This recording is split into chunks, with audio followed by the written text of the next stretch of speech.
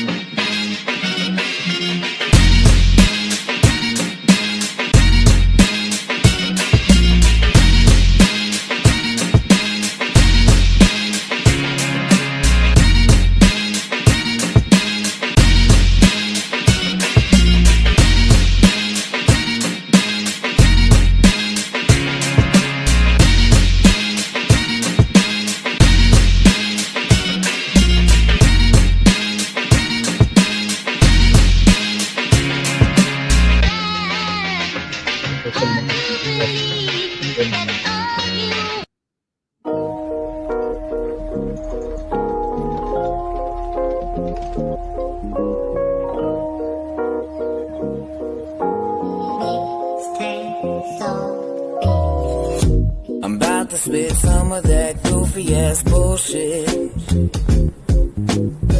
You know, the type of jokes that make you giggle a bit.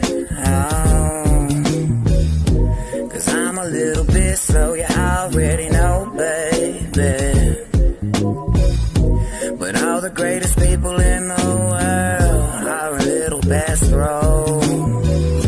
So I'm about to get a little bit too open. Maybe put a smile up on your face, yeah. Cause that's what I do here. Don't forget where I come from, cause I'm new here. Picking out a spot where I'm gonna lay my head till the day I die. Cause I used to ride the short bus. Ain't nothing really wrong with that. But like my own tour bus. Well, I was king way out in the back. Now look at what I'm doing now. I'm about to ride a tour bus. Best believe we won't go back. Cause I finally learned a thing or two from my past. Yeah, from my past. Now come on. I'm about to bring it back to the old school when hip-hop style wasn't so see-through. I'm not saying that there's no longer talent, just saying it's a little too sweet for my palate. Coming off just a bit rude, coming through the speakers just to kick you right where it hurts. Cause I've been putting in the work while you're fiddling your fingers just doing the worst. And I don't know what's gotten into you, but I'm not a fan of the shit you put me through. No, I don't know when it took a wrong turn, but it's getting just a bit old. Goddamn, trying to get well past 1 million records sold. Said I used to ride the short bus. There ain't nothing really wrong with that. But like my own tour bus, I was was king way out in the back. Now look at what I'm doing now. I'm about to own a tour bus, best believe. We won't go back, cause I finally learned a thing or two from my past. Yeah, now come on, from my past. It's the motherfucking DHP.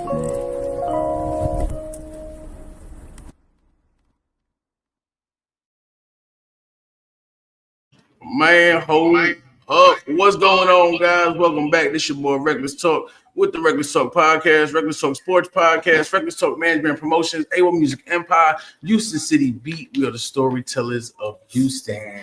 Man, we got another dope collaboration, man. Reckless Talk Podcast, From Nothing to Everything Podcast. We are live. And where we at again? We are in Lake Travis. Lake Travis, there you go. We in Lake Travis. Man, another big shout out, man. I'm telling you, every time we come out and do something, man, yo, they be looking out, man. They got us in a 6-bedroom lake house. You know what I mean? Man, this place is badass. So once again, man, appreciate the accommodations, brother. Man, Thank you. Before we get started, man, give a shout out to the sponsors. You know what I mean? Let me pull them up real quick. Man, big shout out to our sponsors. Otto's Root Beer, the greatest root beer on earth. Old school family recipe from the 1950s. Always support local. Then, of course, we got J-Rack Distribution and LLC, Iron Horse Rock Bar Music Lounge. There you go. Hold up. Let's pull it up.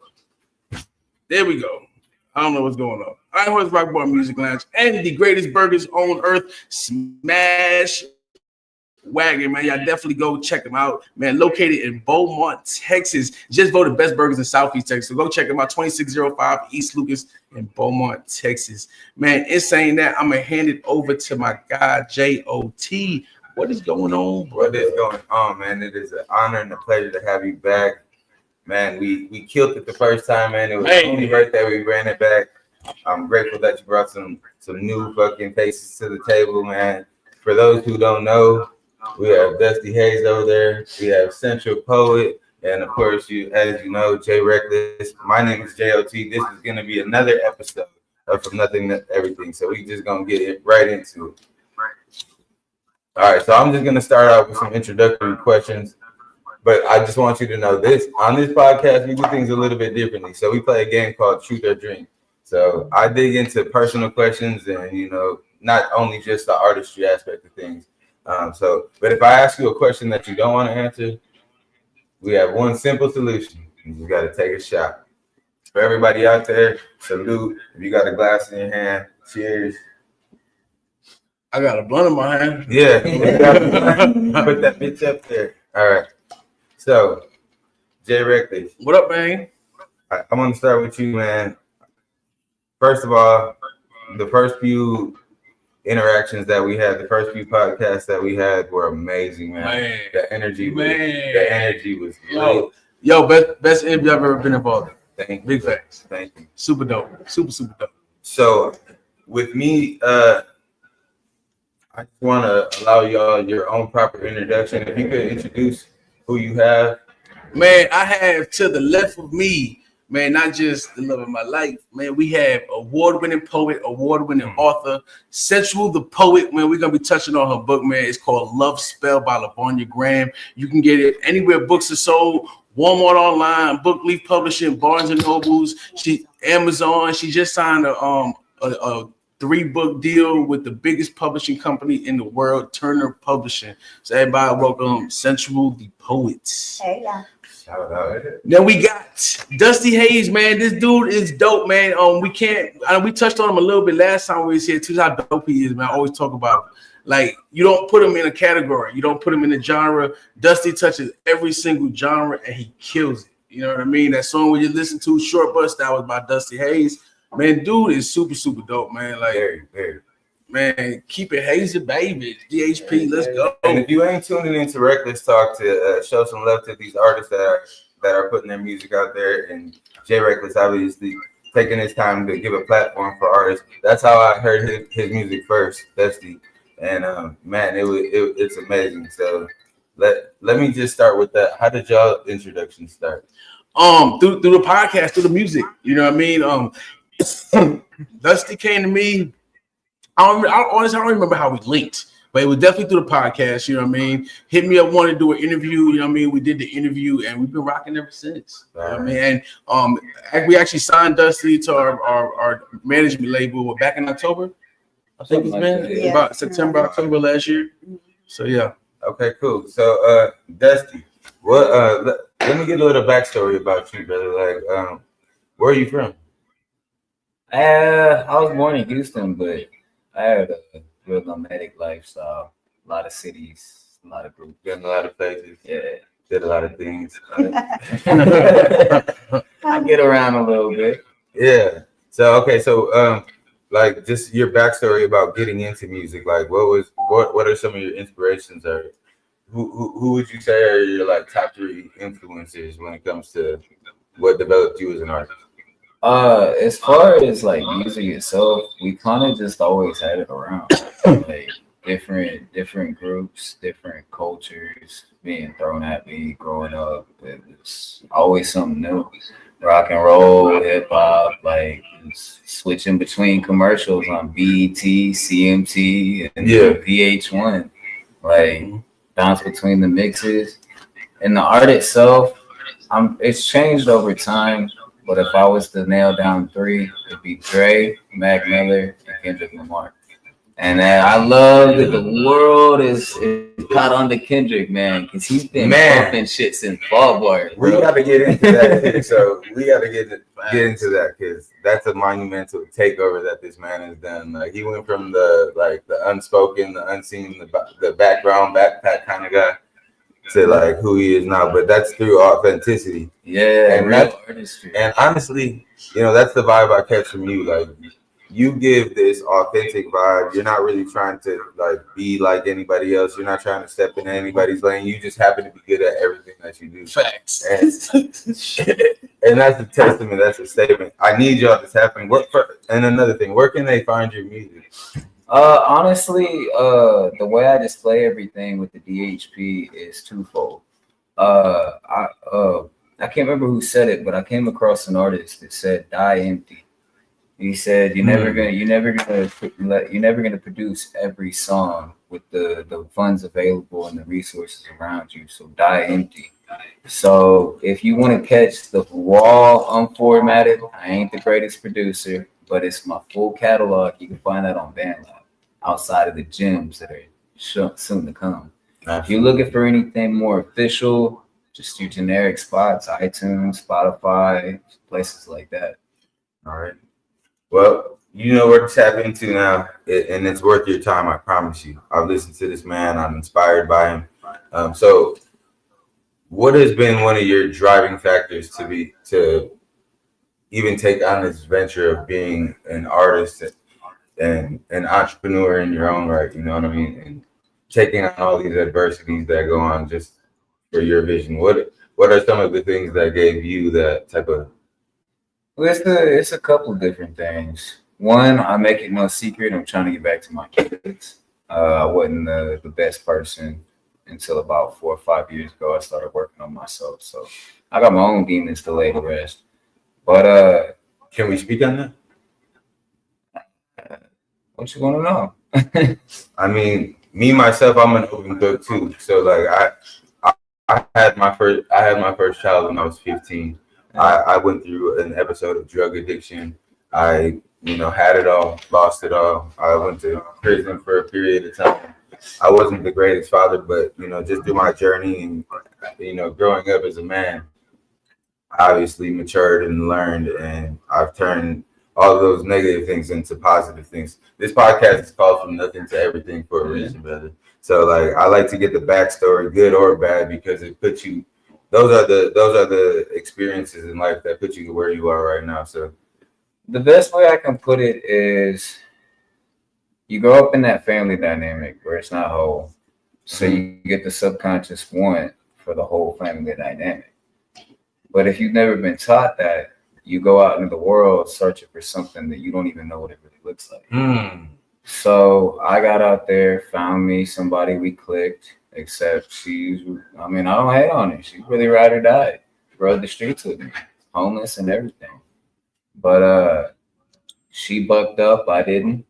The day she found out she was pregnant, she quit drinking, quit smoking that day. Me, it took me a little bit longer to get to the point. And I don't know, I fall back on the idea that I didn't ask to be here.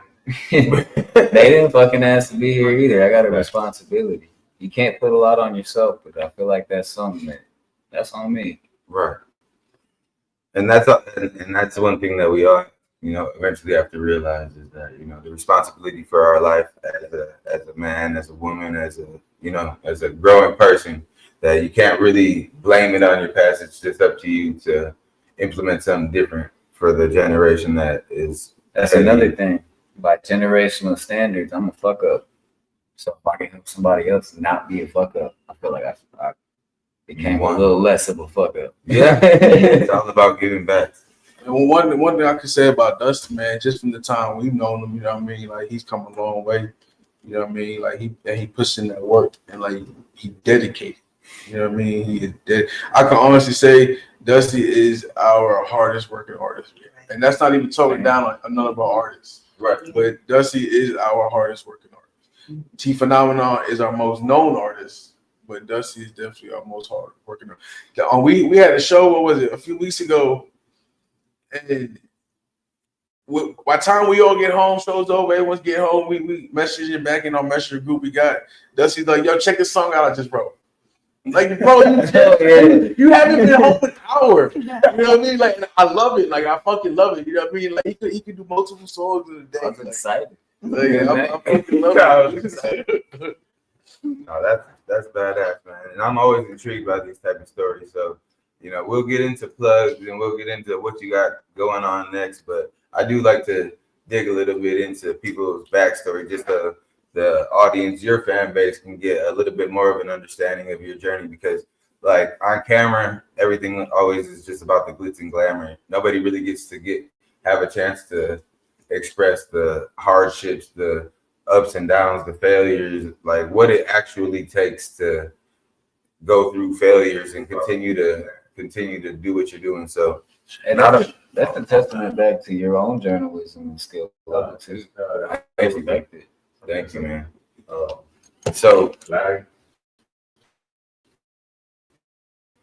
what happened? You're good. All right. So let me ask you, are you getting the moment where I think it might be a good idea, and then I remember I'm trying to make money. I don't know. It's just you can be in both, but it takes a very high level of commitment to be in a real relationship, and it takes a very high level of commitment to build a brand and business. And I just don't think I have the faculties to do both. His relationship is music. Yeah. And that in itself is a whole nother package to unravel. So like for all the artists out there, can you give a little bit of insight on like the sacrifices that it takes to actually really fully commit to your craft? Like when you're trying to establish yourself as a brand and a business, the sacrifices you have to make relationship wise and all that. Yeah, I mean, let people do what they want to do. Honestly, like I've got people that have stuck around through the whole thing, and then I've got people that the second that I didn't do something they like, they're like, "Oh, I'm not gonna be around." They don't be around. Right. There's no hate, bro. You knew what I was doing when we met each other. I'm not stopping for anything. And if you choose to live a different life, then if I really love you and care about you, I hope you're happy. Yeah. Like, just honestly. For sure. And that's something that I really, truly admire about y'all's relationship. Is like y'all have really been like each other's backbones and headache backbones. But at the end of the day, y'all work as a unit. Y'all work as a unit, and you get things done. And it's so beautiful to see. Like, relationships go through their ups and downs, but even in this industry, like, you are making a sacrifice. A lot of us do sacrifice relationships, sacrifice time with our families, but it's also like inspiring to see that it is possible. You know what I mean?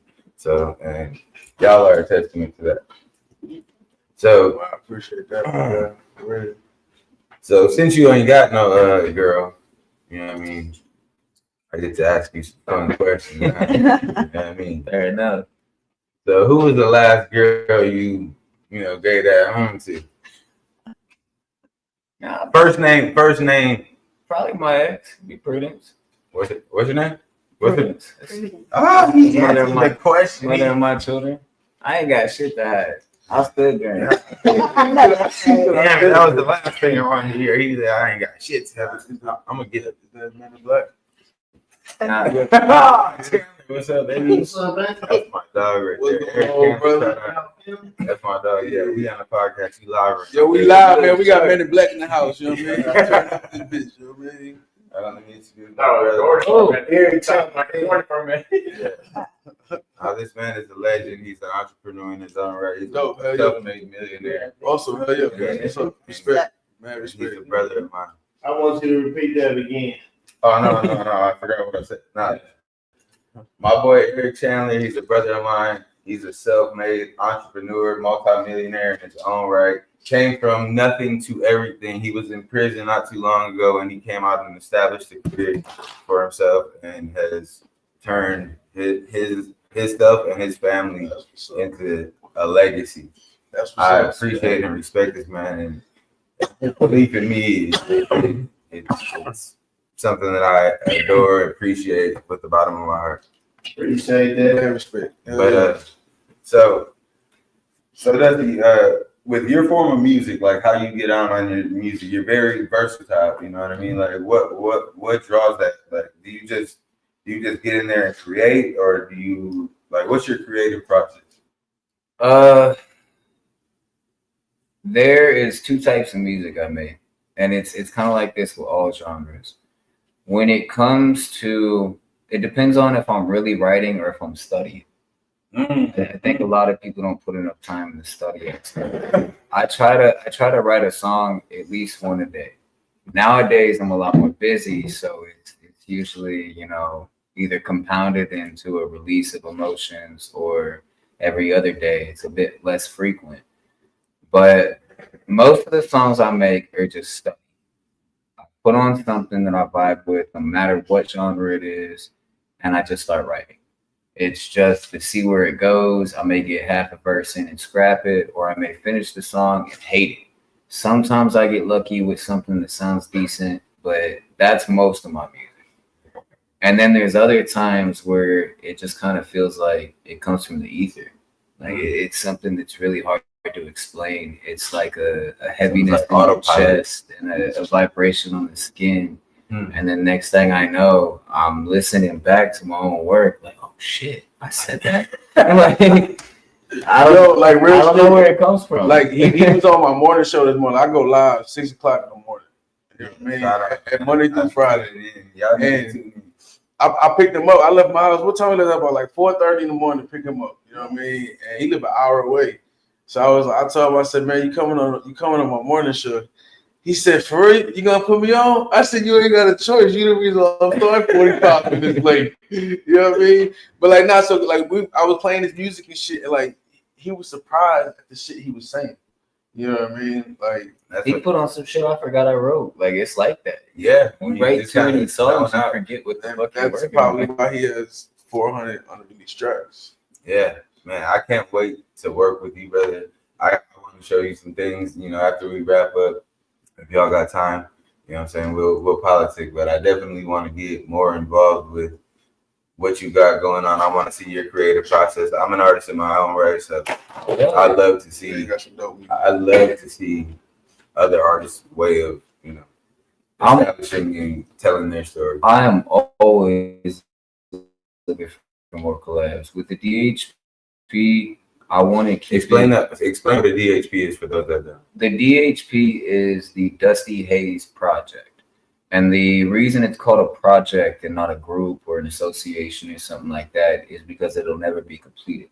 I've saw certain people in the community, shout out SLM, that they don't care about lines. Like obviously there's like respect lines and stuff, but when it comes to genre, what's marketable at the moment, they don't care. They look for character, they look for soul, they look for heart. If you got the drive for it, they tend to find a way to try to make it work. And in doing so, they built a legacy that's not just a legacy for them, but for the community itself. Yeah. And that's something that really turned me on to the idea of, I don't care if you got $1 million in your pocket or you're a gem in the rough. If you got something, you got something. And we want to collab. Will I be a big entity one day and get to do that with everybody?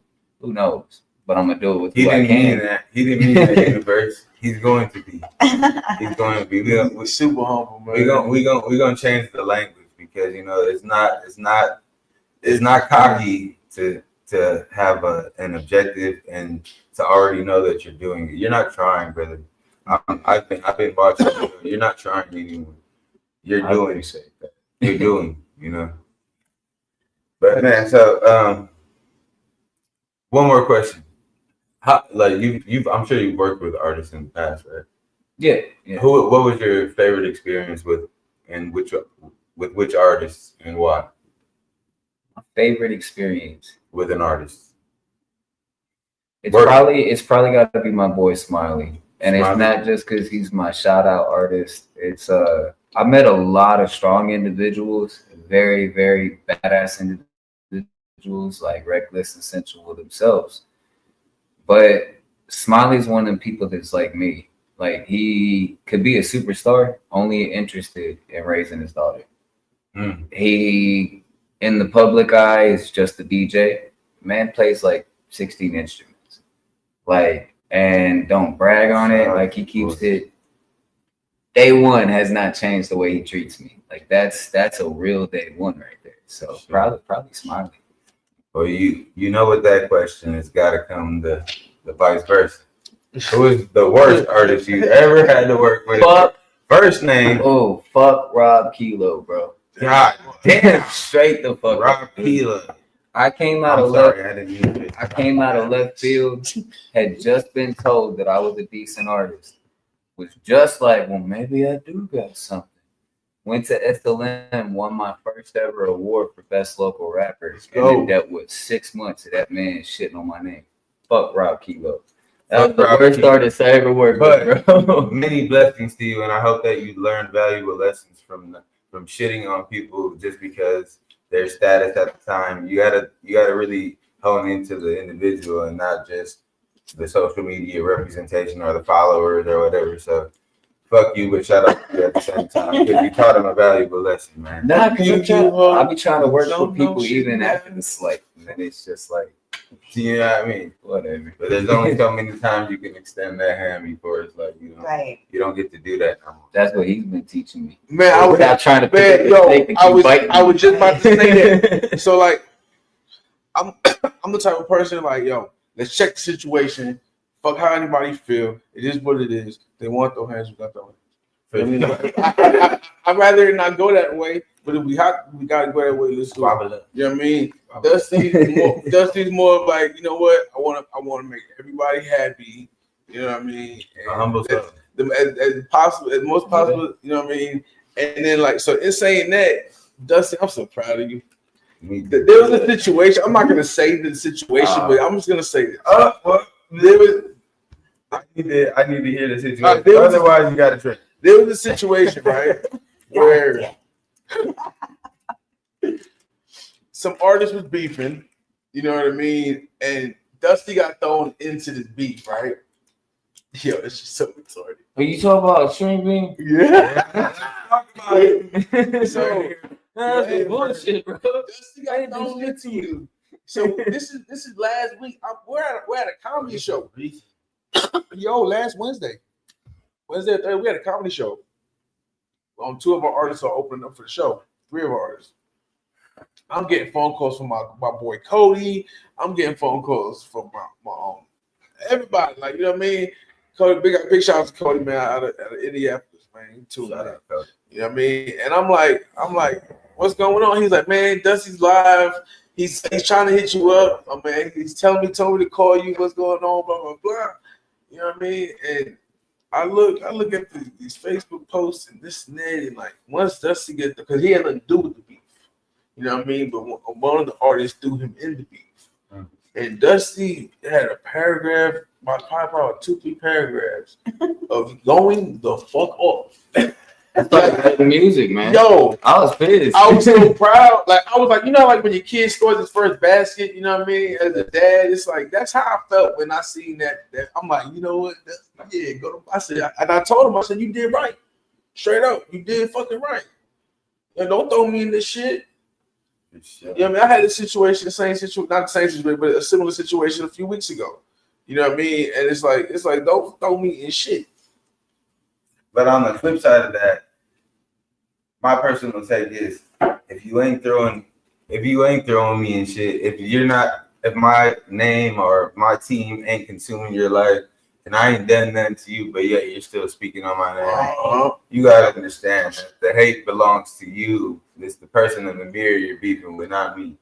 So you know what I mean? Like as much as I hate being hated on, as much as I don't like it, because we're all human beings, we do this shit for people's enjoyment.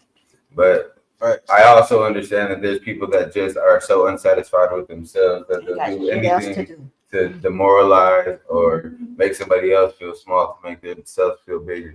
Shout out to y'all.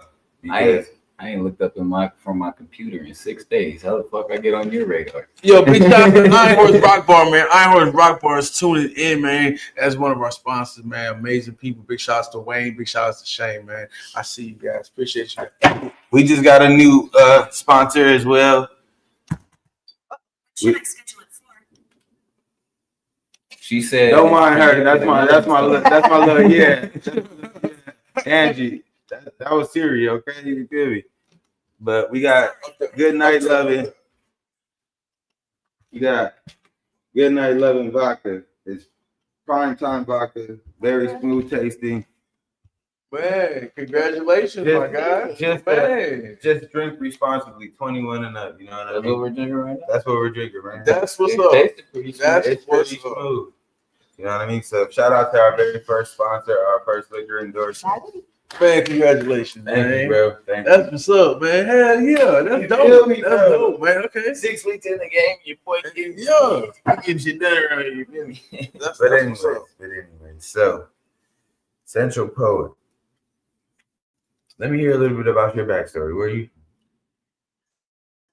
Well, I'm originally from Louisiana. Got here when I was younger, so I'm basically Texan. Been here since I was like 5 or so. And so I grew up in an area that did not look like me. You know, I grew up around a bunch of white people, whatnot. You know, but when I first got here, they put me in speech class because I spoke a Creole that my mama spoke and a Creole that my daddy spoke, and like stuck them together. You know, so I spent a lot of my time kind of letting people, having to use my writing to express myself because they didn't understand me at some points, or at some points because they couldn't understand me, they underestimated me. And so it just kind of evolved from there. So I started doing, I started writing political things. I started writing like letters to the president. That's a whole other story. We gonna get into that. I started writing. I mean, just like any and everything. I just love to write. I watch. I'm telling you, it was like and so like my mom, she used to write, and so I'd watch her writing all the time, and then which is kind of journaling just kind of became a thing. And then I was like one of those people. I just kind of think in poetic terms. You know, I can see anything. You can give me any object, and I can make a poem about it. You know, it just happened to evolve as I got older. You know, into a specific type of poetry. You know, although I do the other things, but I mean, the erotic poetry just seemed to kind of like catch my attention more than other things. And so I ended up writing under different pseudonyms and things like that, because at the time I had a government job, and so, you know, What was it? I was a teacher. and an assistant principal. At first, I was at Clear Creek High School, and Clear Creek ISD. Then after that, I went to Alief ISD at Elsick High School. And so, yeah, so, you know, people don't want to freak, like, you know, dealing with their kids, you know what I mean? So it's like, you have to kind of like, you know, gloss things over. I hid myself, you know, hid things about myself or whatever, so that I could pursue both of those things. Cause I enjoy working with kids, and then like writing is my thing. And so I just kind of happened to one day, I was performing at G's and Z. Shout out G's and Z's in Houston in Midtown, and there was another teacher who was in the audience, and he came up to me afterwards. Shout out Anthony Singleton. He is Ant Live. He's a producer, and he's out of Detroit, but he now is here. But he was like, you really ought to put that to music. And I'm like, to music? And he's like, yeah, because I was the type of poet that, like, when I would perform, I'd be on stage, I'd have a live band, and then in back of me, behind me, projecting on the wall, it was like I had those old school Chinese movies where, like, the kung fu movies where their lipstick matched what they were saying. You know what I mean? It was just really artistic and, just like, out there and whatnot. And people were like, I like for people to stretch, and use their imagination. I don't want to give it to you. I want to make you work for it. And so he was like, here, come meet me at the studio. We can put this on some beats and whatnot. And so he ended up creating these old school boom bap beats for me.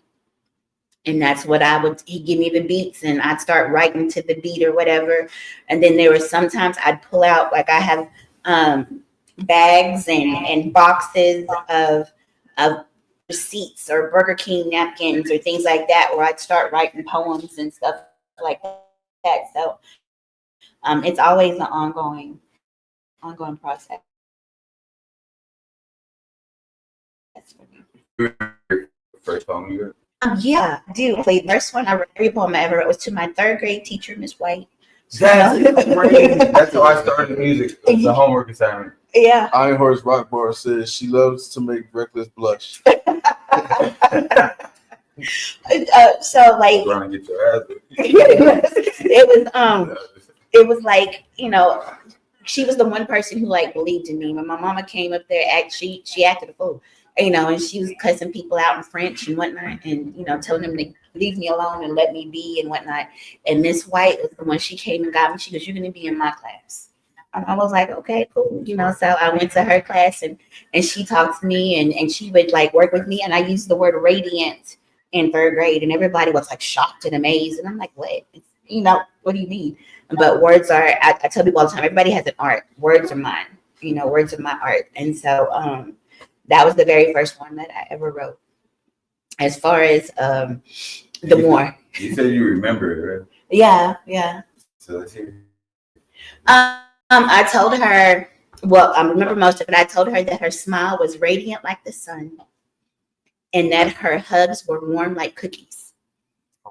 Her hugs. You're talking about the teachers. Oh, Yeah, hugs. her hugs. What you I think he said hubs. No, I did not. I didn't know that man. That woman says no. I said her hugs were warm like cookies. Because I was a fat kid. I liked it. It was cool. And then I told her that coming to her class made me smile. And then I would leave and think about coming back all the while. That kind of thing and whatnot. And she kept it. And she kept in touch with me until I was like, I think 25. And then she passed away, but she told me she still had it at that time. So that made me feel really good. That's amazing. Yeah. And it's really oddly familiar because, like I said, I used to be a badass kid in school, but my teacher saw so much in me. One of them, shout out Miss Stern, she used to cry to me like, why are you seeing you in a week? Yeah. Like, why are you like, dude, you have like damn near 3.8 grade point average and you miss every damn assignment. I don't understand. Like, how are you acing these tests? But she just had a real value in seeing me succeed. So one of the things she let me do to make up for an assignment that I missed, which was a poetry assignment, but it was based on a history class. She was just like, just make a poem about what you want. And so I dedicated it to my mom. That was my first time putting pen to paper, and I still remember that too. But yeah, that'll be for a different podcast, unless you want to call me out. Yeah, what you say about your mom? I was 16. I actually went to my mom's room and cried there because I knew at that time I was messing up so bad. My mom was like disappointed. I've been in the alternative school. I've been to juvenile detention so many times. So I'm 16 years old. I get this assignment to write a poem. And she's like, don't worry about the history class, just write a poem. And so it goes like this. You ain't gonna believe I wrote this when I was 16. I got the evidence done. I said, dear mama, I know I made my life a mess. I know you tried your best to steer me right despite the stress. I made you quite depressed, but realize I apologize. I understand them sobs and cries looking into my father's eyes. Doing what my guys be doing. Some of them are not alive. Sad relationship, but I'm basically where the problem lies. You worry for my safety and where my lifestyle could take me. I'm acting wild and crazy and trying to provide for my baby, but that ain't how you raised me. Forgive me for my defiant ways. But I was kind of amazed seeing how much these clients pay. But being in a giant cage ain't when I'm going to decide to change. I'm going to get my life arranged. Make my mama quite amazed. Sick of thinking and crying shame is how my mom defies my name. Yet who am I to complain when realizing that I am to blame? I sympathize your pain, but just no brighter days hide behind the rain. My father threw his life away. I ain't living my life the same. I ain't making them same mistakes. I'm going to live up to my potential. So today you tell me I've impressed you. That's what I'm successful. I'm about to cry. But God bless you. Yeah, see, and that part right there. That's what I tell people all the time. Poetry is not about, a form. It's not about a subject. It's about what you feel. It's a chance for you to put your feelings out there and let people take that and go with them, because there's parts of that where I could identify with it, because my mom, you know what I mean? And I feel like anybody who heard that could feel it, because they can feel the passion, they can feel the emotion and the desire that you had, to do better, so yeah, that's all that poetry is. It's and people will tell me all the time, well, if you can write poetry, you can write rap. Yeah, okay, yeah. But that's not my thing. If you can write poetry, you can damn near do anything. Pretty much. I was about to say, bro, for real, that's got good timing to it and potency. Refit that to wax, for real. Yeah. That's I thought about it, trying to reformat it. I had it as a homework assignment. I gave it to my mom. I sat in the room and cried with her. You know what I'm saying? And Mom, I love you. Carmen Aldana, you are my angel. I love you. I'm so sorry for what I put you through. But yeah, anyways, that was the first time that I realized that I had some type of wordplay that could affect other people, because when I'm saying it to them, I'm getting a emotional reaction. And so, like I tell people as well, especially people who are we call them prickly kids, the ones who, and teachers love the badass kids. We do. We love the badass kids, but y'all just get on our damn nerves sometimes. But but what happens is that's what makes you form the relationships. Yeah. With those kids, and those relationships last a long time. So I say to those students, or anybody who's in class or any of that, just understand that yes, they are on you, but it's because they're trying to give you structure and they're trying to help you find your way, because that's what we're supposed to do. Can I speak on that for a second? Because there's this misconception that it's almost like a teachers versus students. Like with this generation of psychopaths out here, salute to all the psychopaths out here running amok. There's this misconception that the teachers are against them, not knowing that they're putting their all time, energy, effort, into trying to build them into better character. What can you say about that, about just how you feel even when you're dealing with a trouble kid or a troublemaker and you have to enforce some type of discipline? What the goal of every teacher is to, when you have to deal out some discipline or some kind of consequence or whatever, you want to step on the shoe but leave the shine. You know what I mean? So you're gonna get this consequence, but I love you. And I need you to know that I love you. You know what I mean? Some teachers are scared to say that. Some principals are scared to say, I was not. You know what I mean? But I'm doing this because I love you. Like the last district that I worked in, kids didn't have a lot. You know what I mean? So they had to get it how they live. And I understood that. And so I never asked them, how was your weekend? Because guaranteed they were going to tell me something that I did not want to know. You know what I mean? And I didn't want them to have to put that out there and be between us. You know what I mean? And so I let them come to me and tell me the things that they were going to do. And so this is the same student who, yesterday, we had a great conversation in class. And then I see you today in the hallway, you beating the snot out of some other kid. Now I got to send you to alternative school. Okay, cool. Come on. Don't come in here with all that yelling and fussing and whatnot. I got a sandwich back here. I want you to eat this sandwich, and I'm gonna write this paperwork, and we're gonna call it a day. You know what I mean? Because you gotta go. There's a consequence for everything we do. But You know what I mean? he put pause, buddy. Oh yeah. He was giving. Oh yeah. So if you're interested in boxing class, Louis D boxing. Yo, since we talking about teachers and people that inspired us, your mother, you know what I mean, your teacher with her warm hugs like cookies and stuff. I feel like you're talking about me. I feel like you're making fun of me. I want to give a shout out, man, to someone that's inspired me. That's been a role model to me since I was 11 years old. My former junior high basketball coach, Miss Helen Settles. You know what I mean? So big shout out to Miss Settles, man. She's like a mother to me. You know what I mean? She's definitely a mother figure to me, man. Like it's crazy, man. Like even after I left junior high, like we kept in contact. I played in other leagues outside of school for her. You know what I mean? Like we would go to the women's Final Four with her, no matter where it's at. You know what I mean? Like this as adults. You know what I mean? Quick crazy story.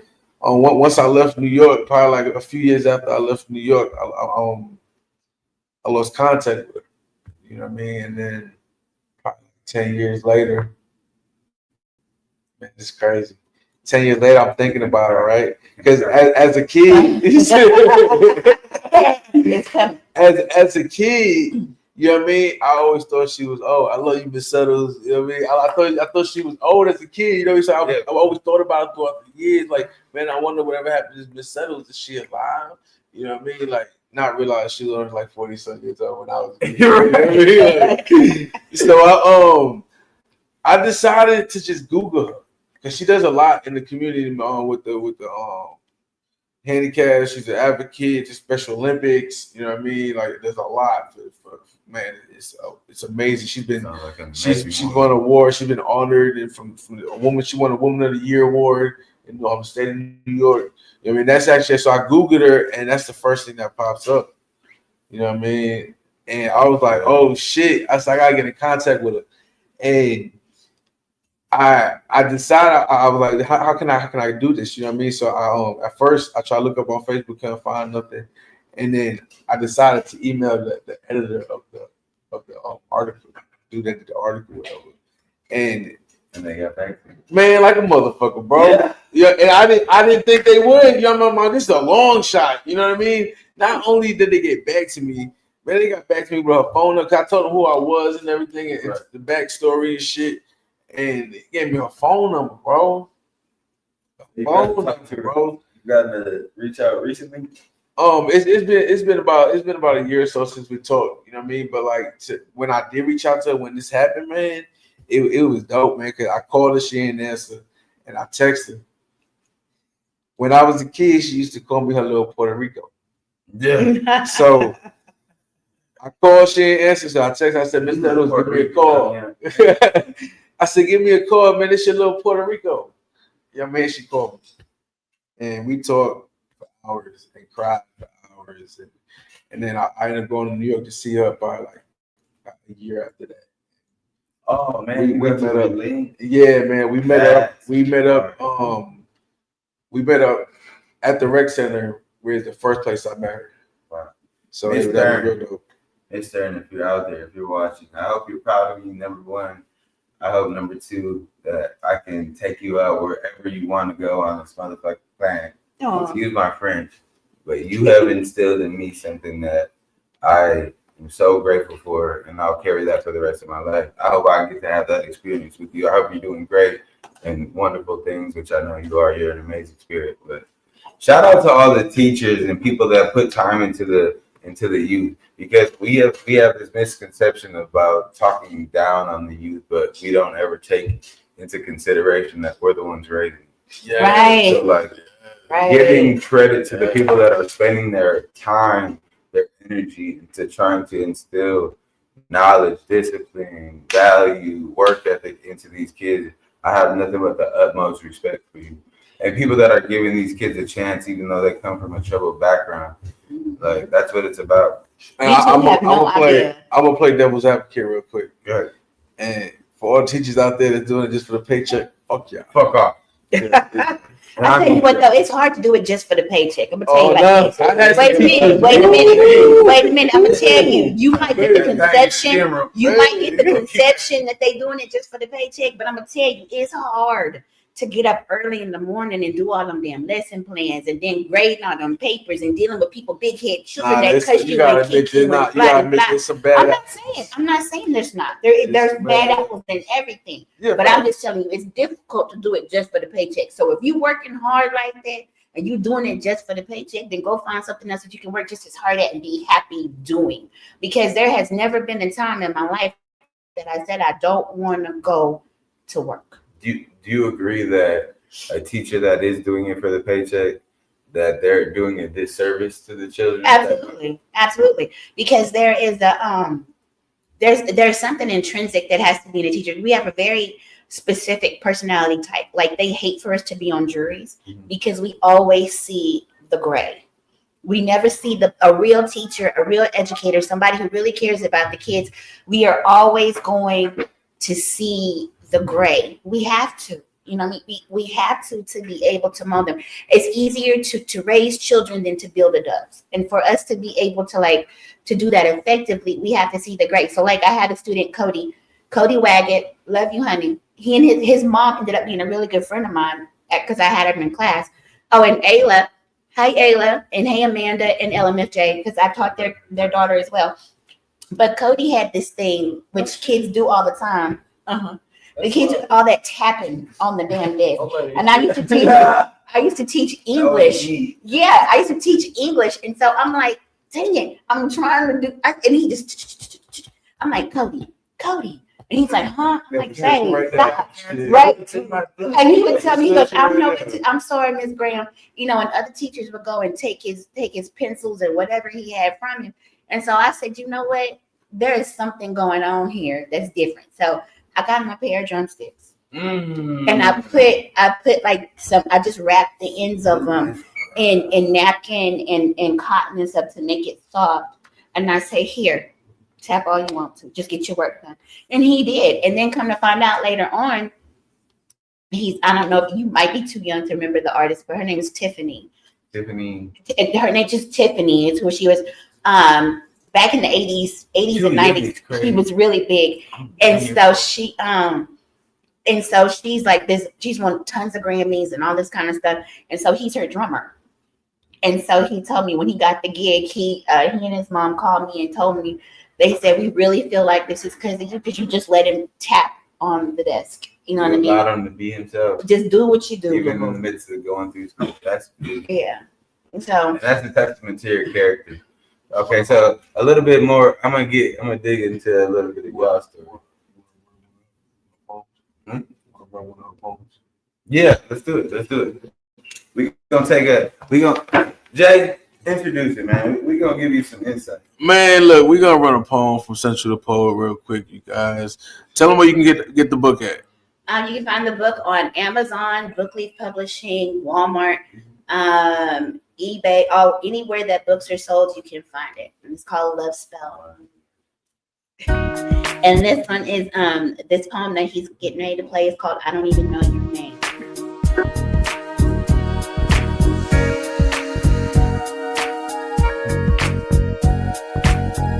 I know in my heart that I've made love to you at least 1,000,000 times, in 1,000 different places, in hundreds of different ways.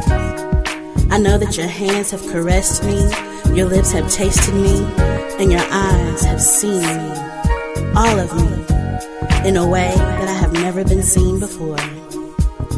What it is in you I see, I do not know. What it is in you I fear, I cannot imagine.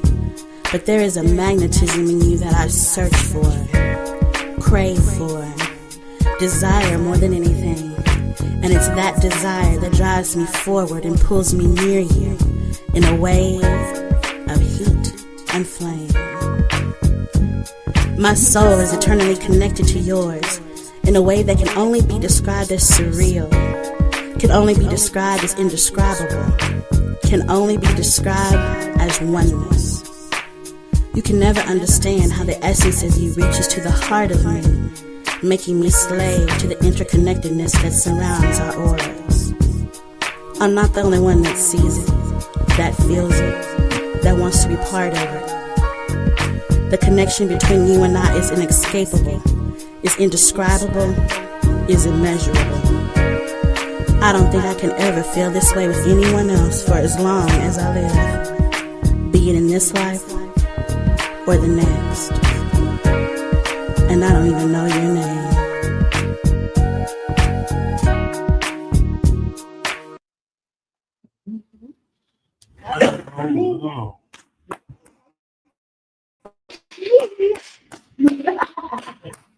Let me be the That was first dope.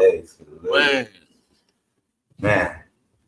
So what drew the inspiration for that? What? Because sometimes a lot of the things go over people say. Yeah, so it's like, you know, a lot of my stuff, all of my stuff really is about women's empowerment. And people are like, what? You're talking about sex? You're talking about that? Yeah. You know what I mean? But it's because women don't have the opportunity to be sexual. We don't have the opportunity to be labeled. Right. We don't have the opportunity to have that physical attraction to someone without somebody calling you a hoe or a slut, you know, or something like that, you know. And so I wanted to be very intentional in being able to explain the way I felt. But at the same time, I wanted to be kind of like an inner consciousness kind of thing. You know what I mean? And so sometimes it's like a guy can walk past you. And with this particular one, it was just his way that he walked when I met him. And so, you know, and then like the smell of cologne and you know, that kind of thing. It's really simple things for women, you know. So, you know, you take those simple things and then you know, just expand on them. And so what my album does is what my album and my book, what it does is it lets you see the inner thoughts and inner workings of what a woman is thinking, you know what I mean? Without having to be raunchy. You know, women can be sexy, women can be beautiful and all this stuff without being raunchy, you know. And raunchy is what gets people labeling you and calling you this kind of thing, you know.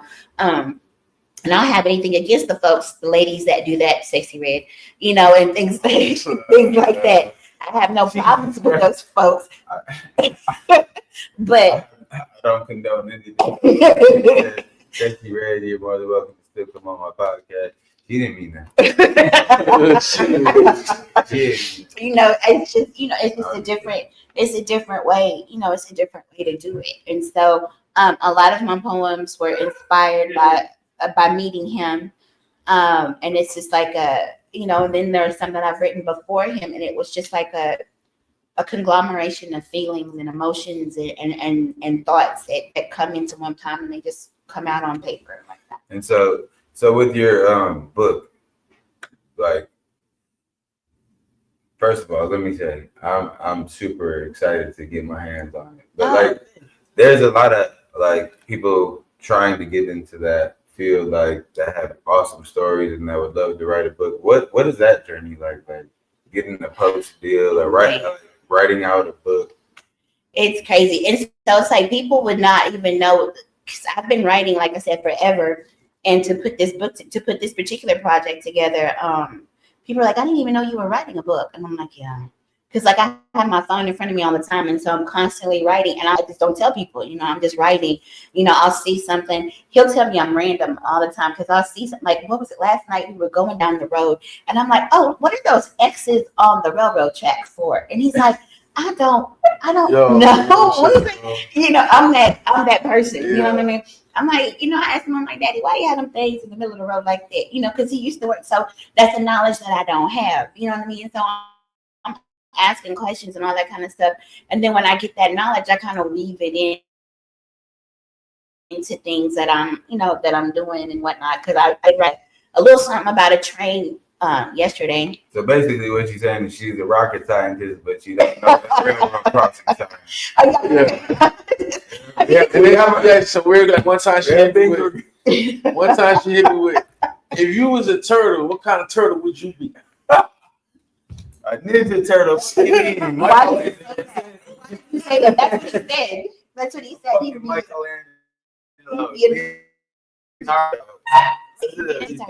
a sharp one.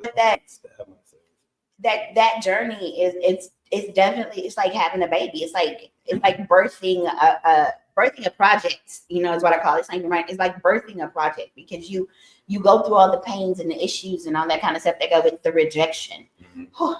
So like, I don't know, some people might not be aware, but when you write a book or whatever, if unless you self-publish, you send it out, pieces of it out to different publishing companies and say, and they say, oh yeah, we like this, let's do it. Or okay, no, you know, we don't want to do this. And you will often get more no's than yeses, you know.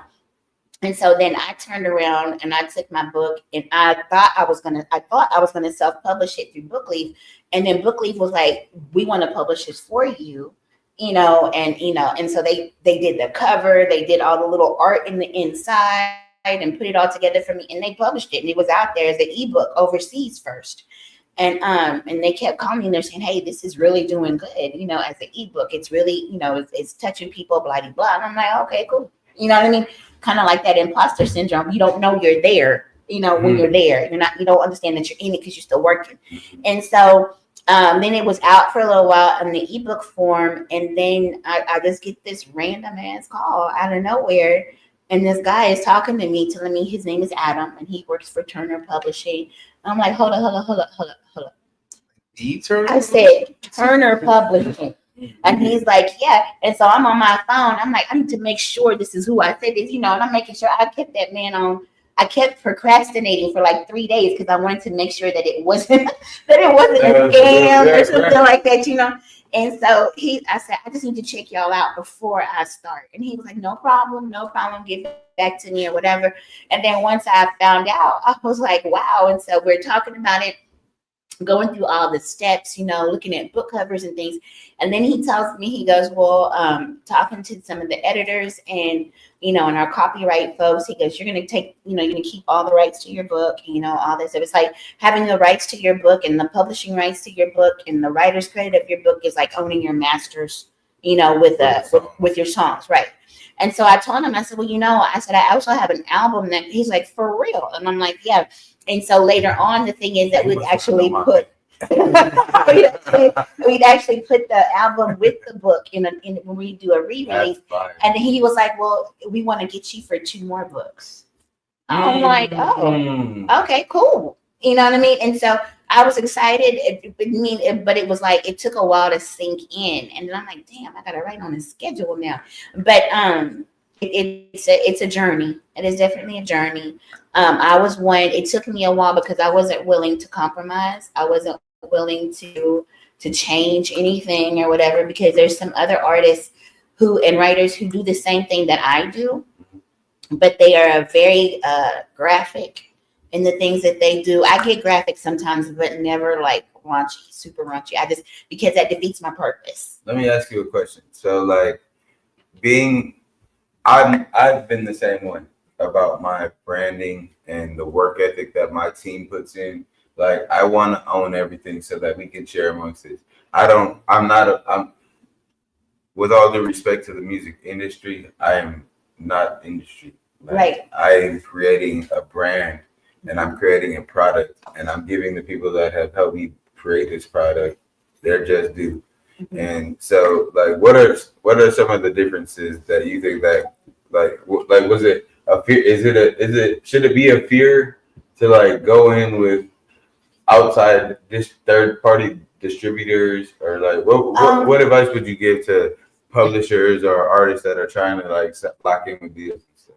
I wouldn't say be fearful, but I would say be careful, you know, be apprehensive. You know, there's nothing wrong with having a little bit of apprehension, because that means that you're going to do your homework and you're going to look around, you're going to try to figure out what's really going on.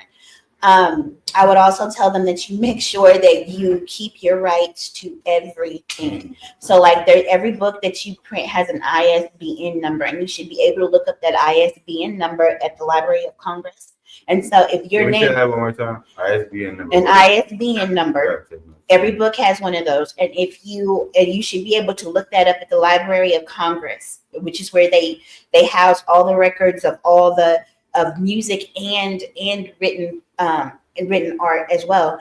And so if you look that up and it does not have your name next to it, somebody else owns your stuff.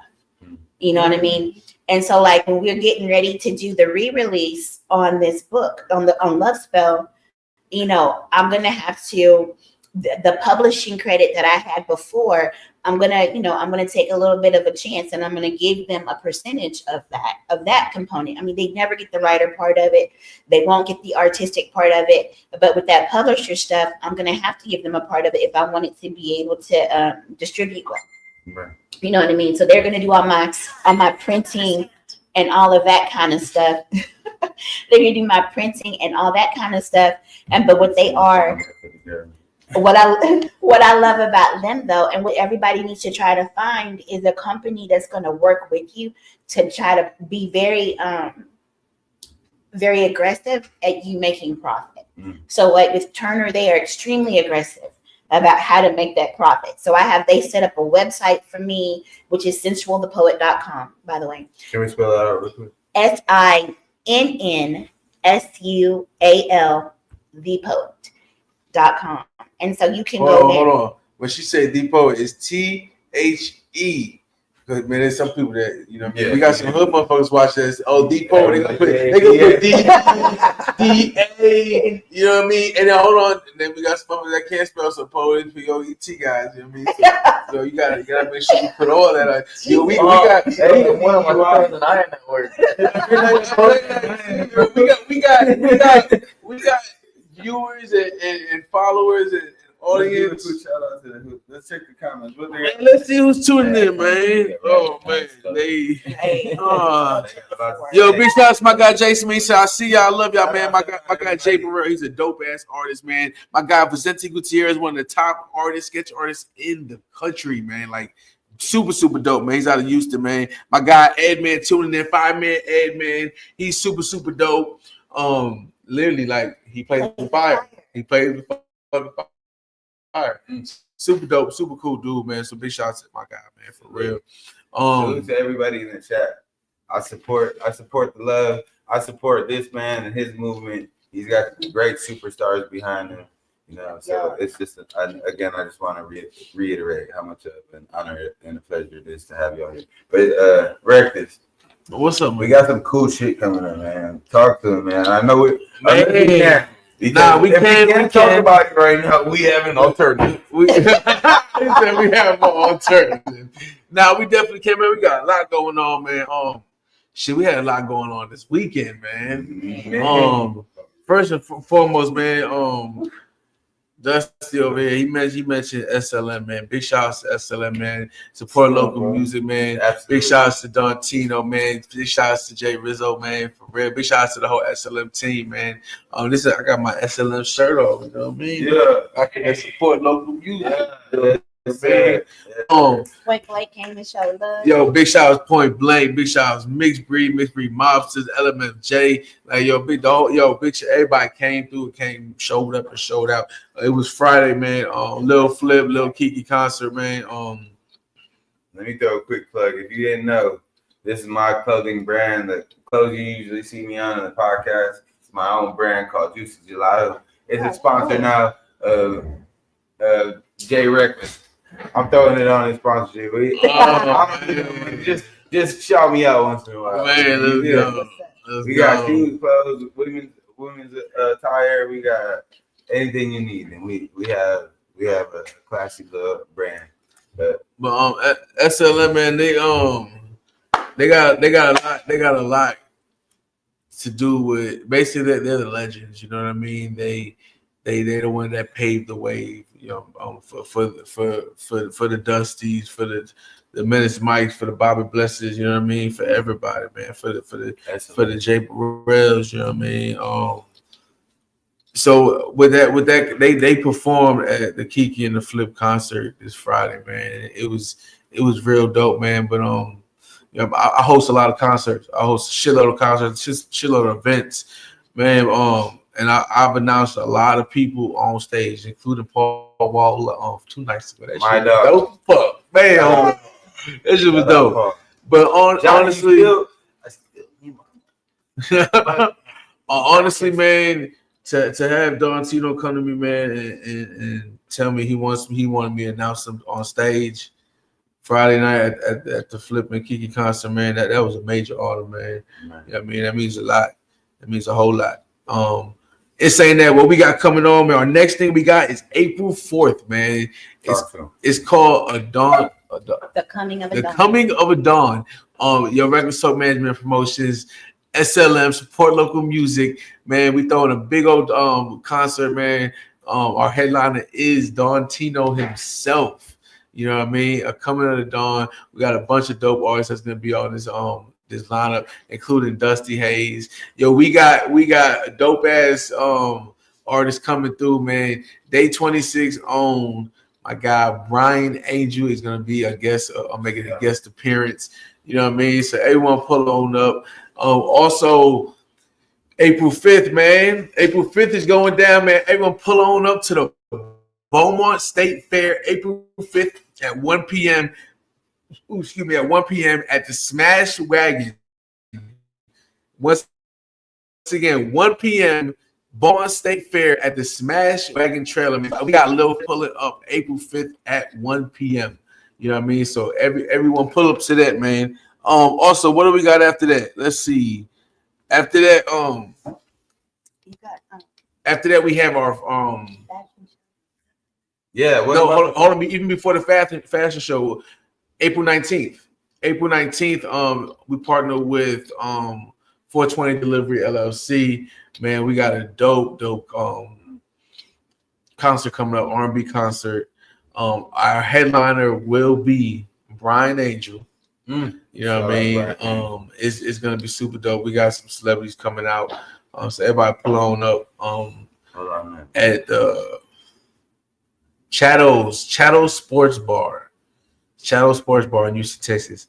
I mean, everybody pull on up from 6 a.m. to 2 a.m. 6 p.m. to 2 a.m. Man, big shout out to 420 Delivery LLC, man, for putting that together. And I'll be hosting that, and I'm getting the talent ready for that, man. So big shout out to all the artists involved in that. We got a crazy lineup of amazing R&B artists. Like we said, Brian Angel, King Creole, the hottest R&B artist in Houston right now. Corinne, Rob V, you know what I mean? And we're gonna be naming a few more artists also next week. To be honest, so I'm trying to get on that list, you know. Man, got a little bit of some up here. And then we have our fashion show May 9th. May 9th. Yo, big shouts, man. I was supposed to do the host of Genuine concert May 9th.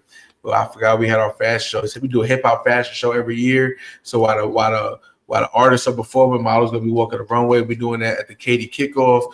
Big shout out to the Katy Kickoff, man. For allowing us to use their venue over there. It's gonna be super, super dope, man. Shout out to Sapphire Elite Executive Service. They're gonna be providing some exotic cars out there for us so we can do the runway walk.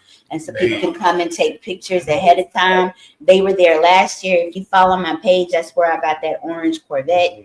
Yeah. So yeah, Raheem, thank you, Raheem. He's an ex-student of mine. Thank you, appreciate you. So he's gonna hook us up this year, and then also Houston Party Boats I'm working with them so that we can get some dates this summer to throw some reckless abandonment parties on the boat.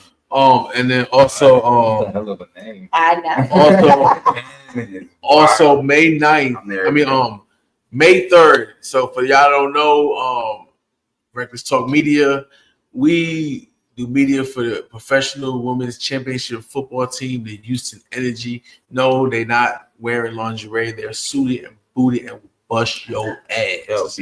In saying that, yo, big shout outs to Butler.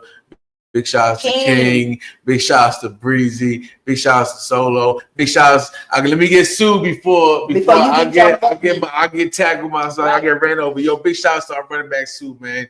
She is a monster on the field, man. Yo, big shout outs to the whole team. Coach Wiggins. Yeah, I was about to say Coach Wiggins, Coach Burris, all the coaches, man. Like real shit, man. Dope organization, man. So first game, we are in Oklahoma. May 3rd against the Oklahoma Lady Force. So y'all tune in to Reckless Talk Sports, man. And we're gonna be streaming all their games all season. And I will be there. Well, so I was gonna say the first home game is May 10th. Our first home game is May 10th. against the Zydeco Zydeco Spice. Big shout out to the Zydeco Spice. You know what I mean? So Don't take that book. everybody come on out, get your tickets now at HoustonEnergyTickets.com. It's HoustonEnergyTickets.com, Houston Energy Football. Yeah, man, and oh yeah, and then we got a lot going on. Shit. The weekend of May 23rd to the 25th, man, we are in San Marcos, man, for Texas' first official hemp festival. It's called Hempstock. You know, big shout out to the city of San Marcos. Big shout out to my guy JBB, the Mad Dabber, for putting this together, man. We're gonna have Houston's first comedic hip hop artist, man, the Big Booty Hunter himself, T Phenomenon, performing. It is a 4-day festival from Friday to Monday. T will be performing Saturday and Sunday. They're expecting over 50,000 people.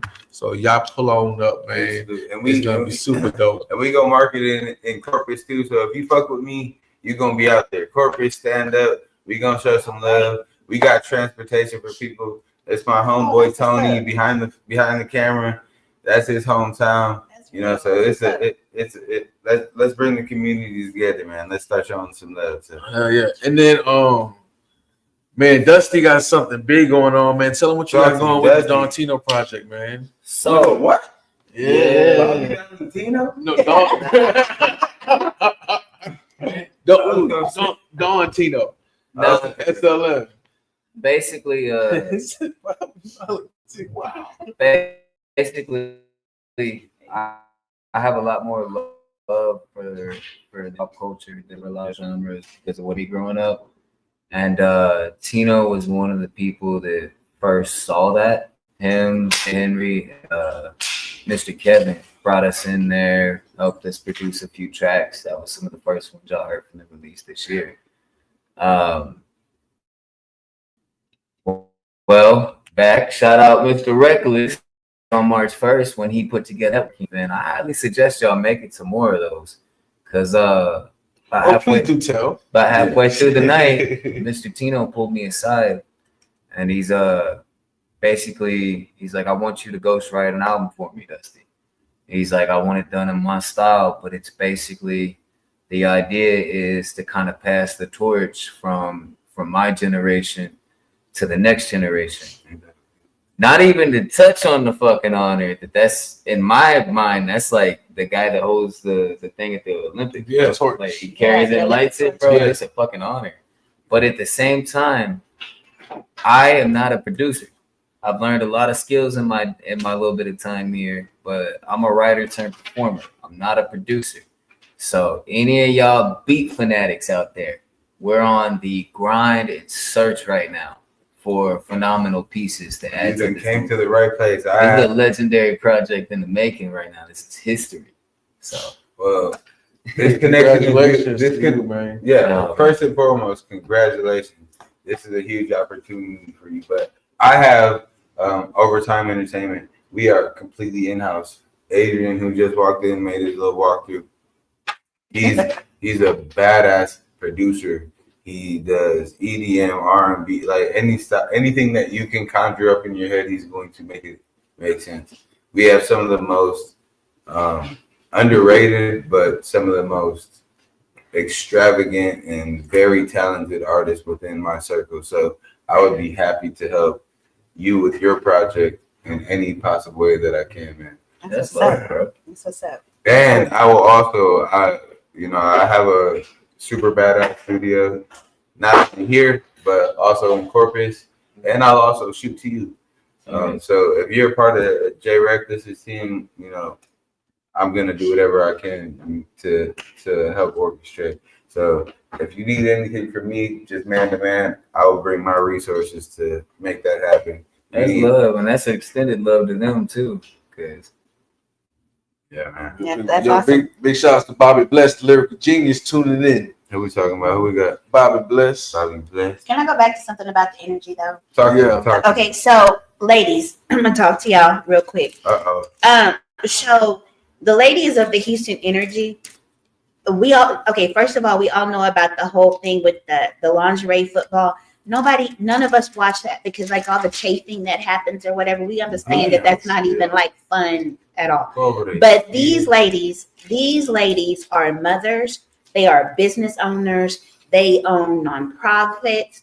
They work 9 to 5. They have been military veterans, all of those things, and they are coming out to play football and do the things they love, and they do it well. As Jay said, they're the championship football team in Houston.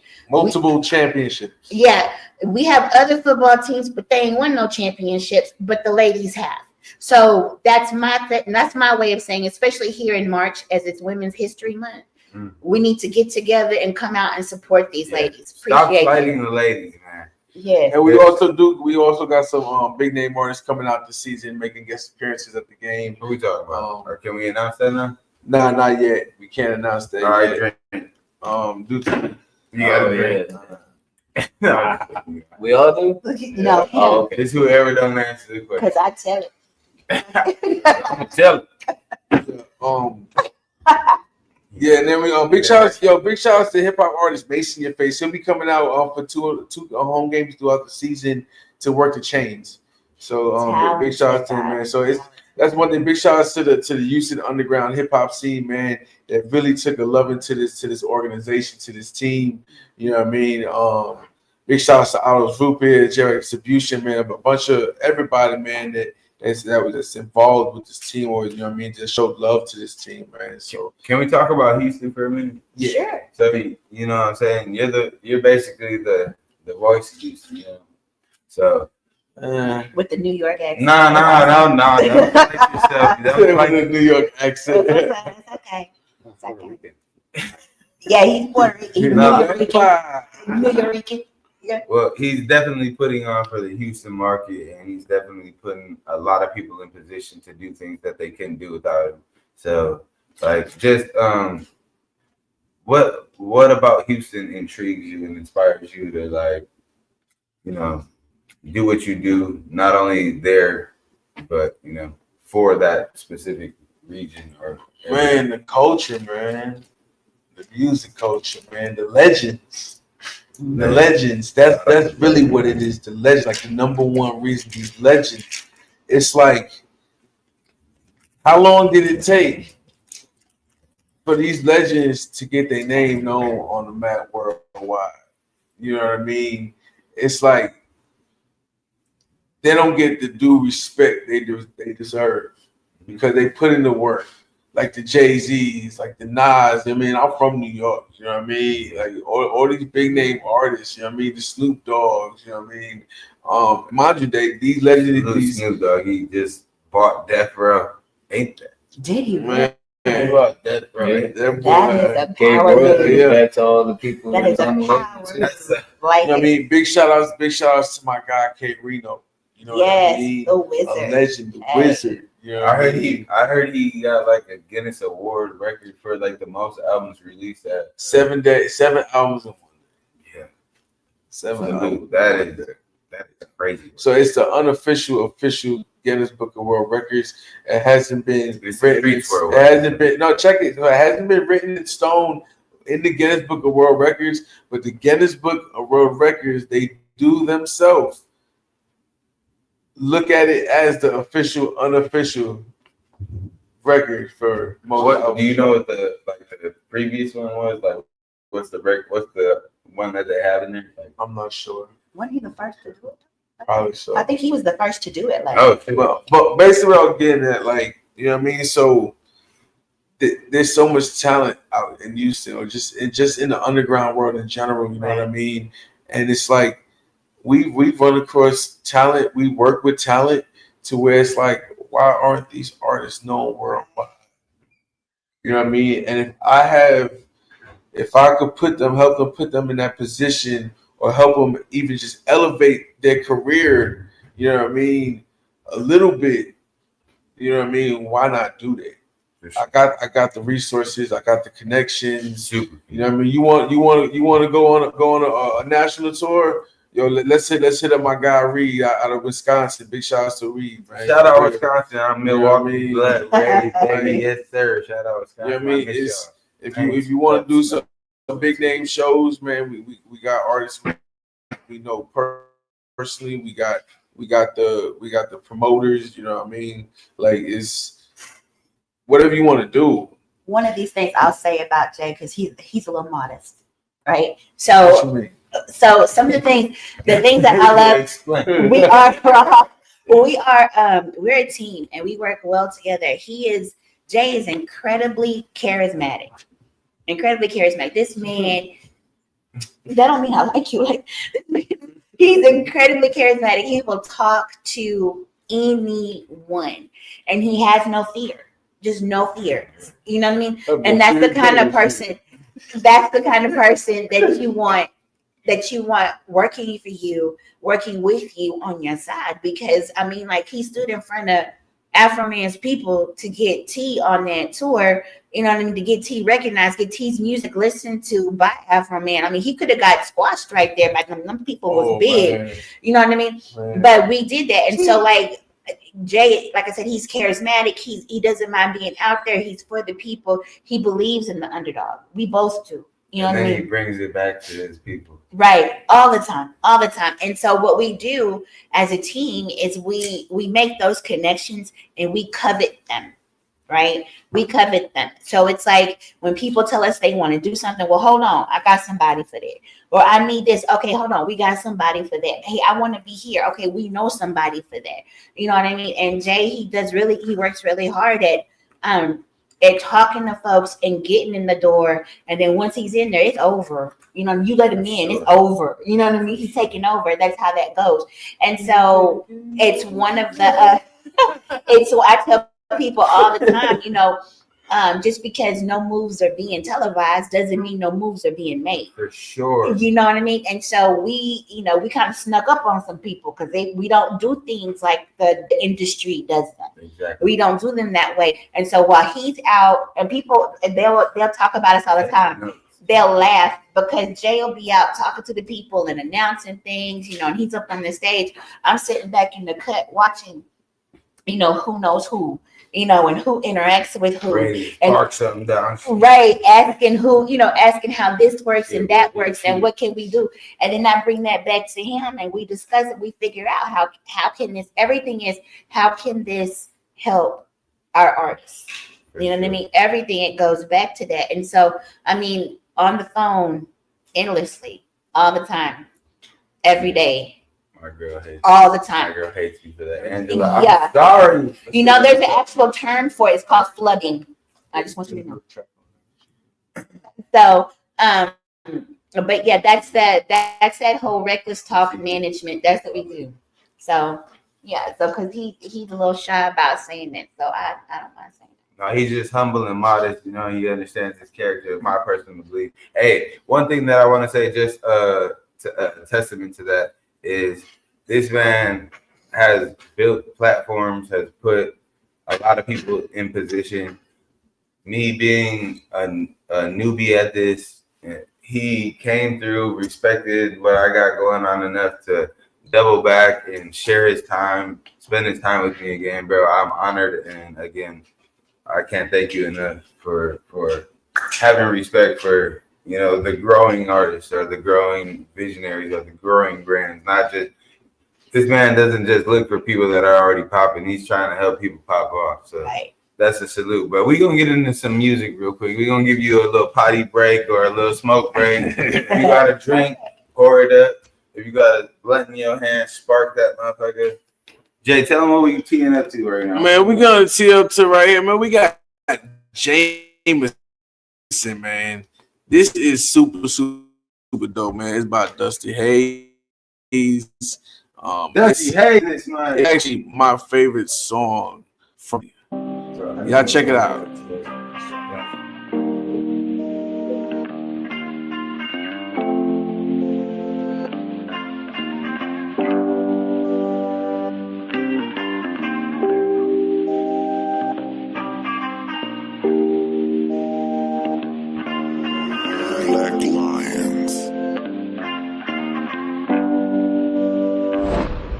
I've been sitting here all damn night thinking of how I could have done just a little more. more than I did just to keep you here.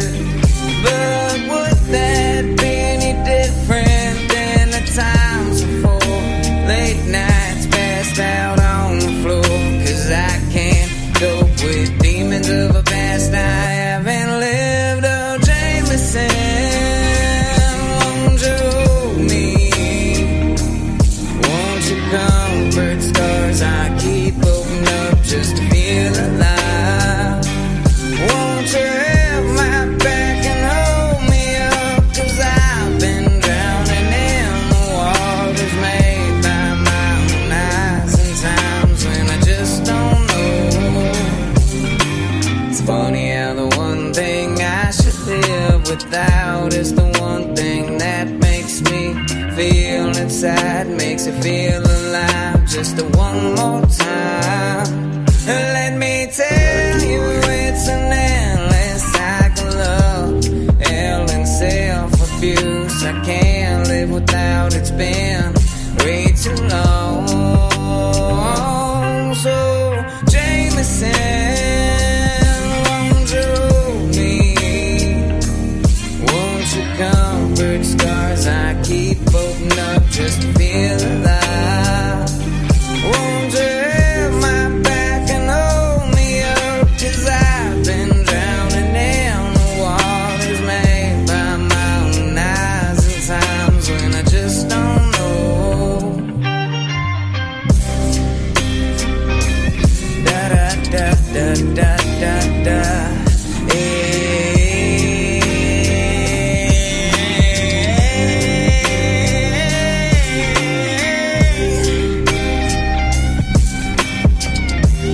I don't know, it don't change from day to day. So Jameson, won't you hold me? Won't you feel me when I'm empty? Even though I know, no, it ain't right, no. This ain't a lie that I want it, but it's all I got. In the end, to call home, the only thing to call my own. Before we go back on. Yo. Yo, my name is JLT. This is another episode of From Nothing to Everything. We just gonna get back into it. So I got my boy Jay Reckless. I got Sensual the poet. and I got Dusty Hayes. Listen, we just heard Dusty Hayes music. This man ceases to impress me. Everything he does is poetic, inspiring, man. I'm super intrigued by hearing more about your story, man. And I have nothing but the absolute faith in your journey skyrocketing, especially with the people that you have behind you, man. So I want to ask you a couple more questions. What are your future? What are your future projections like? What is this music leading to for you? What is the end goal? Oh man, the music is just the beginning. I believe that music is a catalyst. I went through a lot of. Well, first off, I'll say I was the first person in my family to willingly go to therapy and shit like that. And I always advocate that because even if the program doesn't work for you, you can learn tools that you can adapt to your own life. And Can you speak on it? Yeah, sure. Well, wait. Because I'm a big advocate for mental health too. I've struggled with my own demons as well. So anytime that I can give a little bit of shout outs to people to take their mental health serious and not be ashamed of seeking help for it. I just want to. What was your testimony like with that?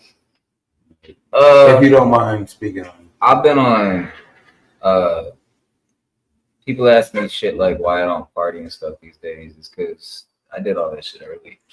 I got put on Adderall at 4. I've been on the hard shit. So it seemed like all the way until I was and don't get me wrong, if you're seeing people that aren't there, take some pills, dog. Like you might need it at that point. Certain Get a little prescriptions are for certain people, but you spend your whole life getting crammed with that shit. Family tells you it's the way. Medical just wants you out the door because you're a problem. So I went seeking for other shit, and after a while, I realized that for me personally, a lot of the pills and shit that they were putting me on were more meant to hold me off until I could learn this shit myself. Like nowadays, I went from taking probably like 7 psych scripts to I don't take no scripts. I have my bottle of non-narcotic anxieties that I use once in a blue moon, and I smoke weed. And it's crazy. I shouldn't even be saying this live, but my son was 11 when they first prescribed him Adderall, and they gave him 2 20-milligram tablets a day. 40 milligrams at 11 years old. It stunted my growth. Yeah. Like I stopped growing for like a whole 2 years because of that shit. That's what made me really. I used to flush that shit down the toilet. My girl would be so mad at me. Be like, "This is what the doctor said." It's like I'm seeing my son who was a vibrant, fucking charismatic, and now he just. Talking about what you think about doing. Running, daddy, doing a lot of push-ups, and then after that, I'm gonna go for a jog, and then I'm gonna do more push-ups. Yo, big shouts to Cody Stewart tuning in, man, all the way from Indianapolis, man. That's my guy. Every show I got going, like everything I got going, man. Every episode on my podcast, every episode on my sports show, on my mixes, like literally everything I got going on your show that we on now, like he tuned in. My show alone, I do 41 shows a month. You know what I mean? 41 shows a month. And he tunes into every single one of them while we are live. You know what I mean? So big shout out to my dude, man. Really. And he will help me engage in the occasional roast session. Yeah. What? Remember the last show we did last time when we was in where we was at? Where we was at the Artisan. Oh yeah, the Artisan. That was downtown shop. So remember old boy that was helping her roast that little troll we had that was getting on tea and shit. Yeah. That's Cody. That's him. Okay. Yeah, well, Cody, I need to meet you, man. We gonna. We're trying to get Cody out here this summer, man. That's the goal. Have Cody out here. Let's do it. I'm looking to link up with all artists of any form too. Comedy. If you're a painter, any form of art that you bring that brings joy. Cody's a plumber. Damn. Yeah, you know what I mean. He can come. That's art. He can come plumb the house. You know what I mean. That's an art in itself. You can. Sorry. That's what I do. We know some awesome comedians. Number one would be Black Yo, my guy Black Smooth man from here. He's phenomenal. Is he only like music based, or would he be like? Cause I see that man doing like skits and like. Oh yeah. He does skits and all that. Stand-up comedy and shit, man. That dude is just. He does his card, the thing where he calls on his card, his word of the day. Yeah, and he's so humble. Yeah, he man, that's another one, man. Like I said earlier, Dusty's definitely our hardest working artist that we manage, but T's definitely our most known artist, especially after that national tour with Afroman last year. It's crazy, man, because that tour, honestly, that tour, I call it the tour that keeps on giving. You know what I mean? Even for my career as a manager and as a host. You know what I mean? And even as a podcast, I'm about to have Yuck Mouth on my show in 2 days. You know what I mean? Big shout out to the Loonies, man. Yeah. Real big shout out to None School. You heard it here first. And then that happened through Afroman's team. You know what I mean? So what's that looking like? What's the situation with Afroman? What y'all got going on with Man, Afroman is touring. You know what I mean? I was actually talking with my guy, whatever, one of the people on his team and stuff. Afroman, stay gone. Yeah, he's trying to transition. You know what I mean? But still tour, but not tour as much. Still make more money. Right. You know what I mean? Also, we got a thing going. I actually just called him this morning. His team hit me up. She's a distributor for Ella Louise, a cigar company. You know what I mean? So we got a thing going with Afro Man and his line coming out along with Yuck Mouth. Yuck Mouth's coming out with a line. You know what I mean? So shout out Yuck Mouth. I mean, that's the thing, though. See, and again, that's the connections that we've made with people that go back, you know, and we network. And you come to those networking events, you network, and then we're going to transition from network to workshop. So when you get there, you're going to do some stuff and leave with some shit, and it's going to be good.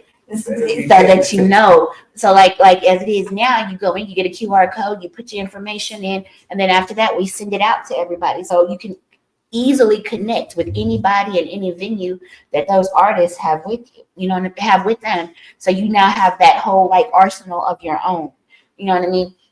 And so then like working with Yuck Mouth and working with Afro Man with the cigar distributorship, you know, artists, when you go places, you need merch.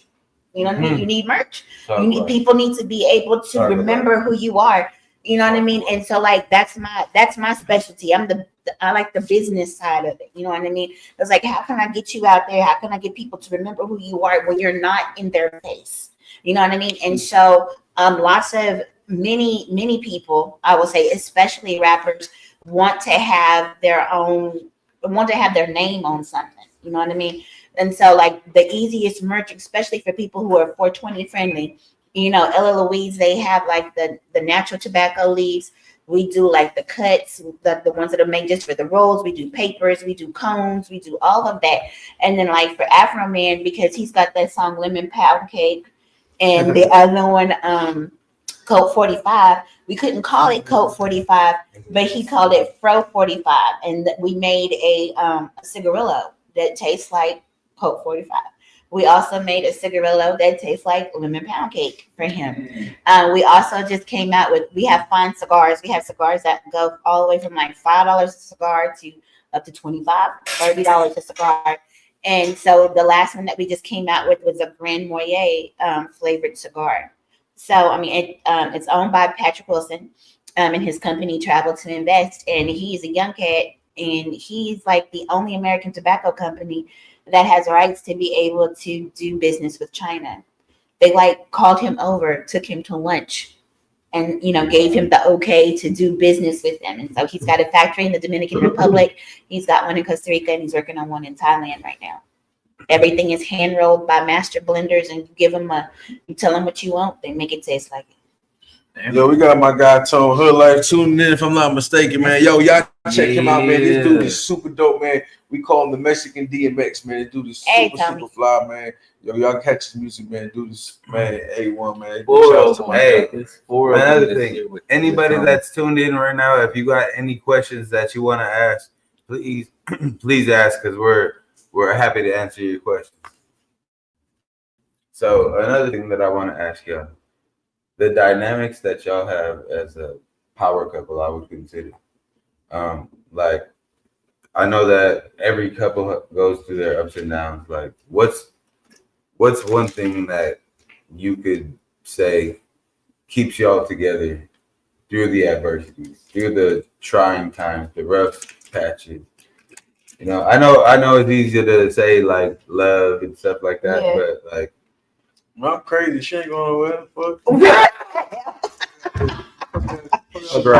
say we both have an equal amount of crazy. But somebody asked us something like that in another interview that we did. And he said I was the yin to his yang, and that's true because again, Jay is a creative.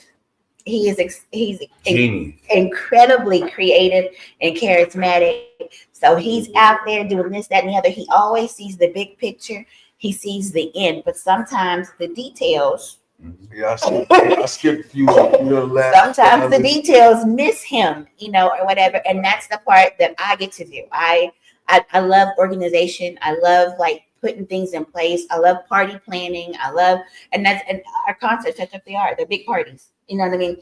And that's how we see it all the time. We get to go hang out with our friends. You know what I mean? And we share that love of music and that love of people and being out around folks. And, you know, he'll throw a concert. I cook for it. You know what I mean? Then I'm like working the crowd and he's up there on the stage. You know what I mean? And it's like where you see one, you see the other. And that's because our commitment is that strong, right? Yeah. We share that commitment to our folks. And I think another thing that helps, man, with making connections and networking, man. A lot of people don't realize, like, I've done a lot of shows for free, especially these concerts I've hosted. But it's come back Right. for the good. Perfect. Perfect example, man. The Paul Wall concert I just hosted. Like, mind you, I don't host shows for free no more. Like, I gotta charge them pretty nice, charge a nice chunk. But there's still situations where it's like, you know what, I'll do this one for free. And that was the Paul Wall concert on Saturday. Big shout outs to Shamrock's Pub and Grill in Humble, Texas, man, for putting an amazing concert together. You know what I mean? T Phenomenon, big shout outs to you, man, for he was co-headliner. You know what I mean? Asked the owner. I got a pretty good relationship with the owner and stuff. You know, like, who's hosting this? I'm always, if I'm at an event, I want to know who's hosting. You know what I mean? I said it's my first thing. And he was like, I'm supposed to be. But he said it to where it's like he's supposed to be, but he don't want to. You know what I mean? Right. And so I just felt the vibe on it. I was like, let me I said, if you want, I'll do it. You know what I mean? He was like, really, Jay, you do it? I said, yeah, I got you. I said, hell yeah, I'll do it. You know what I mean? And I said, I won't even charge you for this. I'm hearing. You know what I mean? I said, let's fucking do it. And he was like, you know what, man? He said, I appreciate you. He said, you know what? Every concert I throw from here on out, you're gonna host. Me? That's what he told me. Every concert I host, I throw from here. And, man, come co-host with me, bro. Like real shit, like they're known for throwing like big, huge concerts. Like, so this St. Patrick's Day was Paul Wall. Last St. Patrick's Day was Zero. You know what I mean? But they throw big ass concerts year round. You know what I mean? Yeah. So I had the honor to you know what I mean? Like I said, host that concert. Had the honor to work with the iconic, the legendary Cornbread of Beans and Cornbread. You know what I mean? He was DJ of the night. DJ Chris Cook, you know what I mean? Another legendary DJ, Rough Rider DJ for the past 15 plus years. That's another thing, man. There's a lot of awesome DJs and producers that don't get that love. That love. You know what I mean? Hey, DJ Side. What's up, LMFJ? Leslie motherfucking Jackson. Yeah, so that's one thing that I want to give you your flowers for, brother. Is I met you just recently.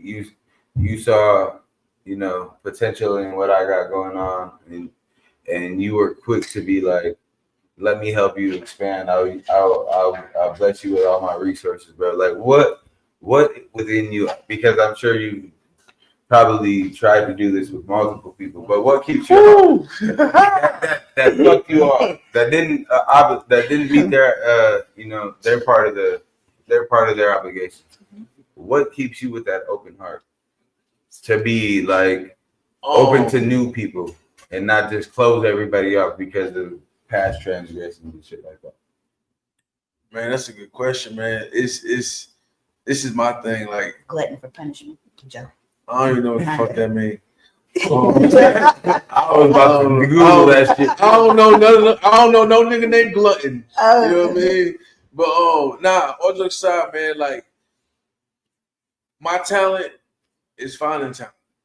And I found some of the most amazing talent, man, this country has to offer. You know what I mean? And it's like with you know what I mean? From the moment we met, it's like, yo, this dude got something special. Mm-hmm. Thank you. Like, got something amazing. You know what I mean? Something unique. Like, real shit. We drove fucking 4 hours talking about your ass, bro. Right. Like, real shit. You know what I mean? And the potential and what you can do. You know what I mean? So it's like, and you're genuine about it. You know what I mean? So it's like, if I got the resources and I can help you, put you in positions, why not do that? Right. Yes, I've been fucked over. I've been fucked over doing that. You know what I mean? But it's like, I can't let those little fuck ups stop what the bigger picture is. So what can you tell to like entrepreneurs or people that are, you know, extending themselves out to people that may get fucked over by one person or two people, but you know, and then they decide like maybe this ain't for me. What is one piece of advice that you would give? So as much of a big heart as I do have, being fucked over a lot, I'm more cautious. You know what I mean? I make sure to work with people and figure out who they are as people outside of who they are in the industry. Right. You know what I mean? So be cautious. Don't let this industry nobody your friend, man. You'll find the few that become friends, and it's the very few that will become family. You know what I mean? But the majority, 90%, 99% of this industry, they're not your friends, and they want to use you for your platform or whatever you get your resources. So if you've been fucked over, man, just be more cautious, but don't let it stop what the bigger picture is. You know what I mean? I had someone about a year and a half ago want to get on my show, and then like a week prior, it was like, oh, I don't think my platform, I don't think your platform is appropriate for what I got going. But hey, can I use some of your resources? Like, what? You know what I mean? Like I love what I do. I'm living my dream, bro. I'm living my dream. Something else that people need to remember on that entrepreneurial journey. There are people that are called, and it's a whole psychological thing. You can look it up. They're called kingmakers, right? Jay has that quality. You have that quality. I have that quality, and other people who represent others and see the goodness in those people and want to elevate them. You have those people, but then conversely, you have the people who are dream stealers. You know what I mean? Who they'll come and they'll see your ability to be great and to do things. And even if they can't stop it altogether, they'll stick their foot down in the way where you can't prosper. So you got to watch that. You got to keep your circle tight. Even in your circle, you have your core, and you have to be careful with that. You know what I mean? But then not every time you lose someone, it's not a loss. Sometimes it's just about growth. Nothing is a loss, right? Because because like Dion told us, right? Hey Dion, like Dion told us, you won't end with the people you begin with. Hold on, we gotta rewind that. We ain't just gonna say, hey Dion. Yo, big shout out to Dion, man, my big brother, my mentor, man, CEO of A1 Music Empire, man. Y'all stand up for us, my guy right there. He been A1 since day one, like really, man.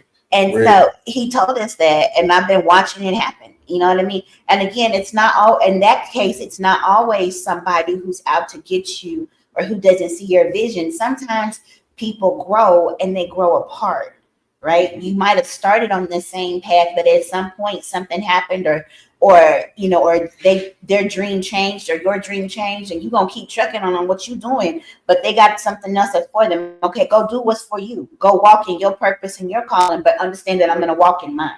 Yeah, and it's also about not letting one person's mishaps or foul intentions give you this stone cold heart where you start to think that everybody has those intentions. So it's about giving everybody their fair shot. You know what I'm saying? I have a very solidified team, financial advisors, and blah, blah, blah, blah.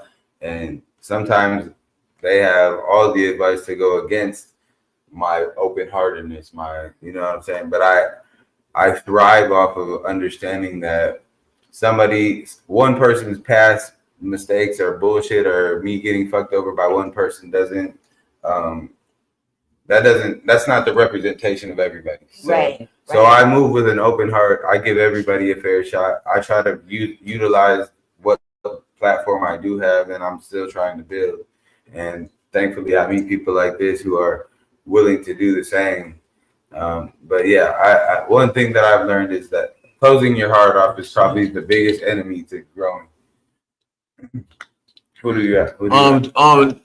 Tone Hood Life said, when's Dusty dropping his EP? That's like, that's a whole other thing, Tone. Okay, well, we got 4 this is truth or drink. We got 4 releases. They're included. Hitting this year, but we've had to reevaluate a couple of things. This shit so basically, what he's saying, he don't know yet, so he got to take a chance. Me me and Mr. Tone probably got about 2 or 3 projects worth. Hell yeah. Because I don't believe your old material isn't old to somebody new. Yeah. So It's old to you why because you heard take one picture when you could edit it into 12? Hmm. And most purpose that shit. Let's be So yeah, we got for all you guys out there that think that making a 30-second reel and a music video and then posting it with you and your 4 friends is gonna get your song out there. You're big tweaking. There's a lot of different avenues. You can create 10 small reels and put it on several different platforms just as anticipation and promotion for the upcoming project. Right. There's people you can link with that have networks of their own. You can cross collaborate. You can utilize so many different avenues to gain traction other than just posting it and wishing on a fucking dream or something. I got a question for Dusty, man. Yeah, let's get into some questions. So Hood Life, man, he is that rough, that gutter. Like I said, we call him the Mexican DMX for a reason.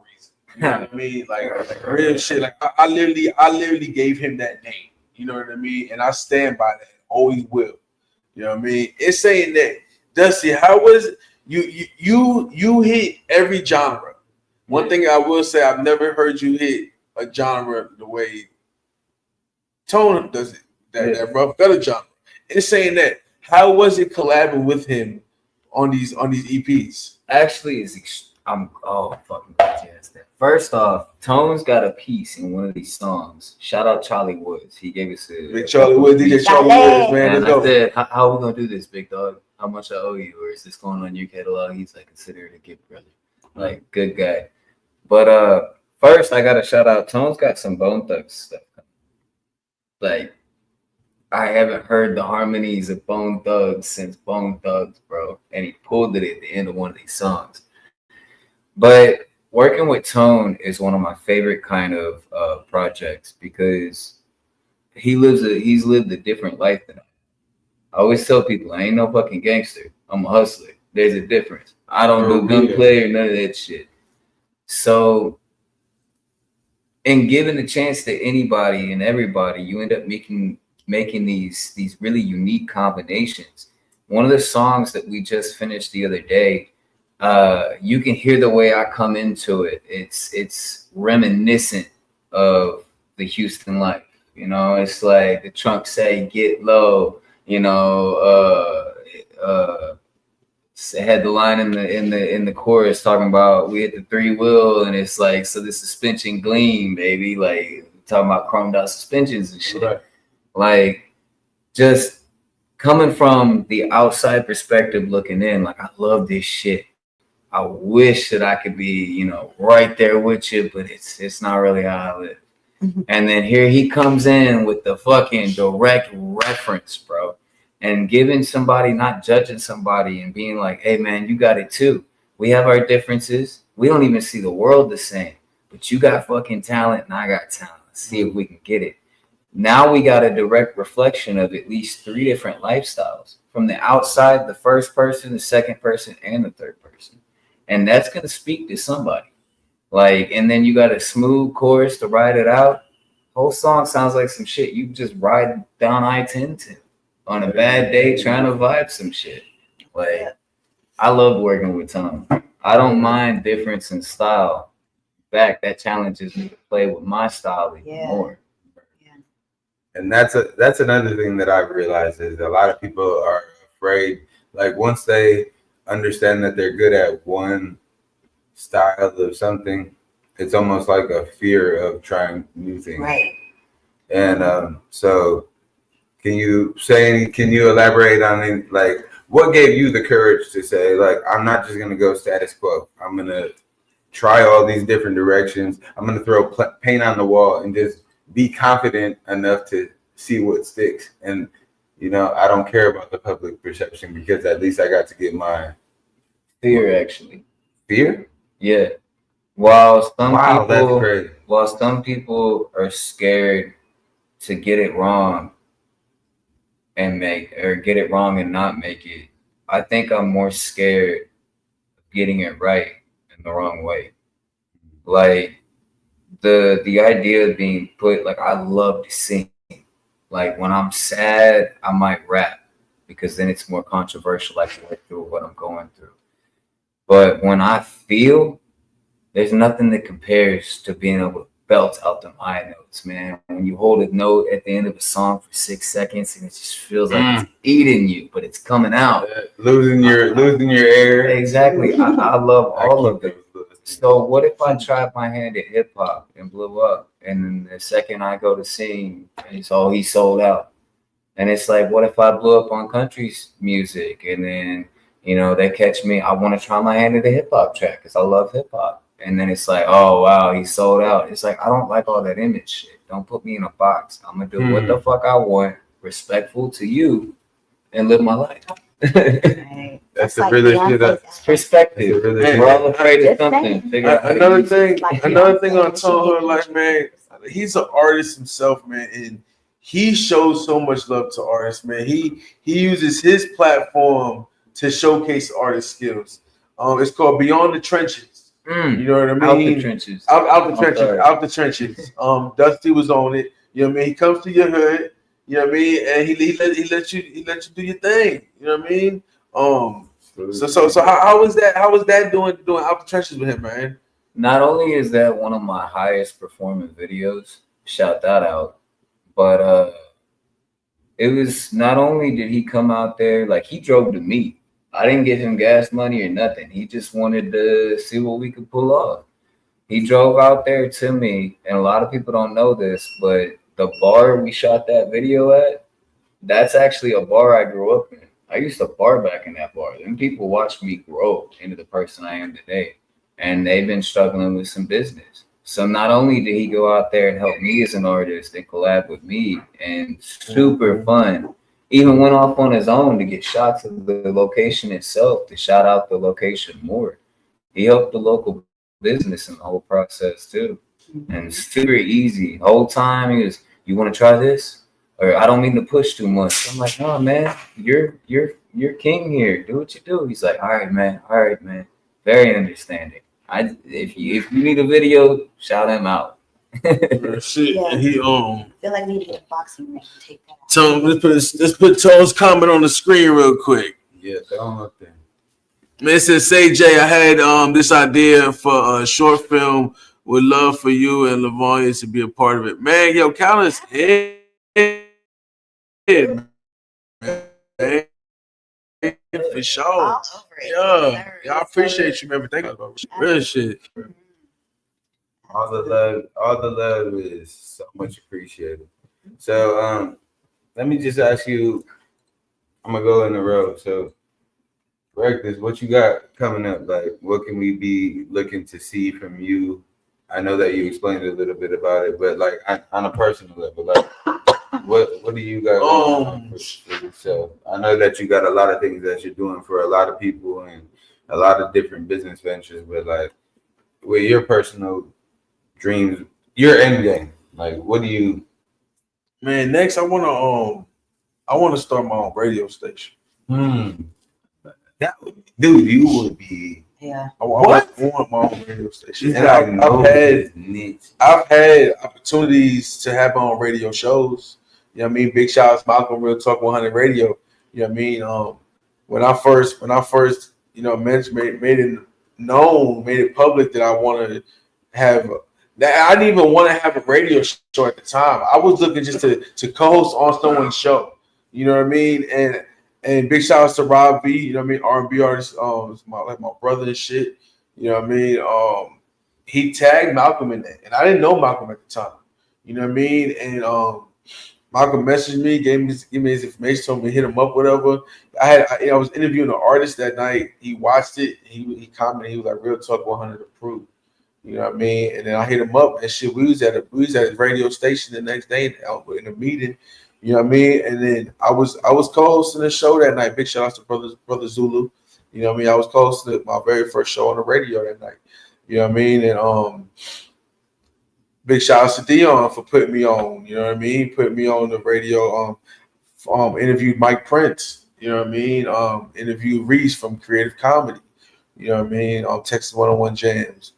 And my thing is though, and it's saying that I love the whole radio thing is, but I can't work for nobody. Yeah. You know what I mean? So you trying to start your own. Yeah.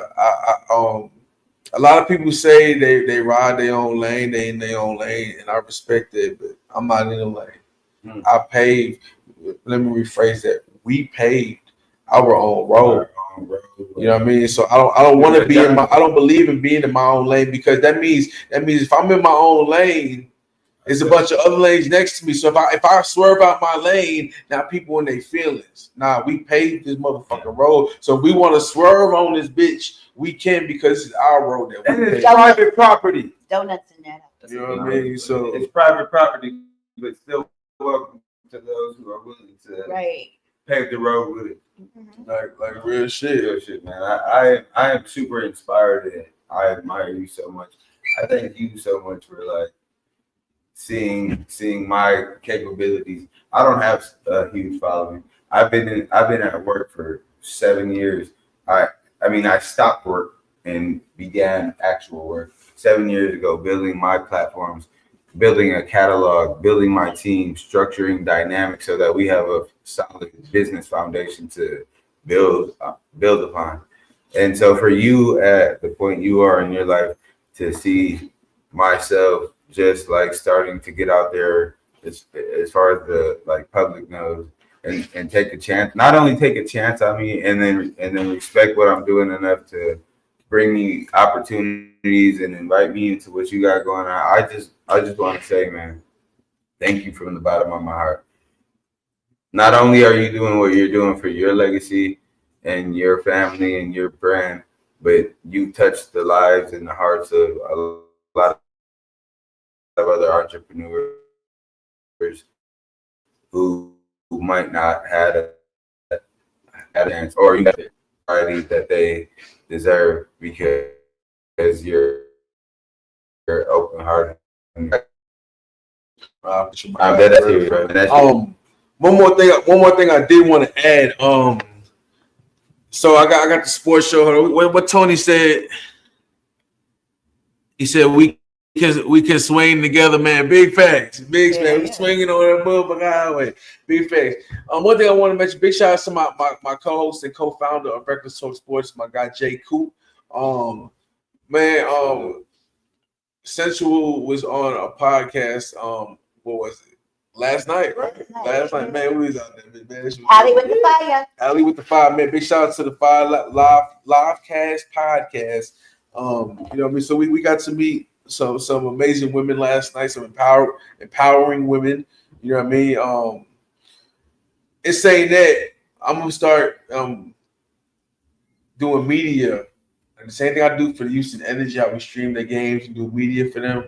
We're gonna start doing that for a high school AAU team.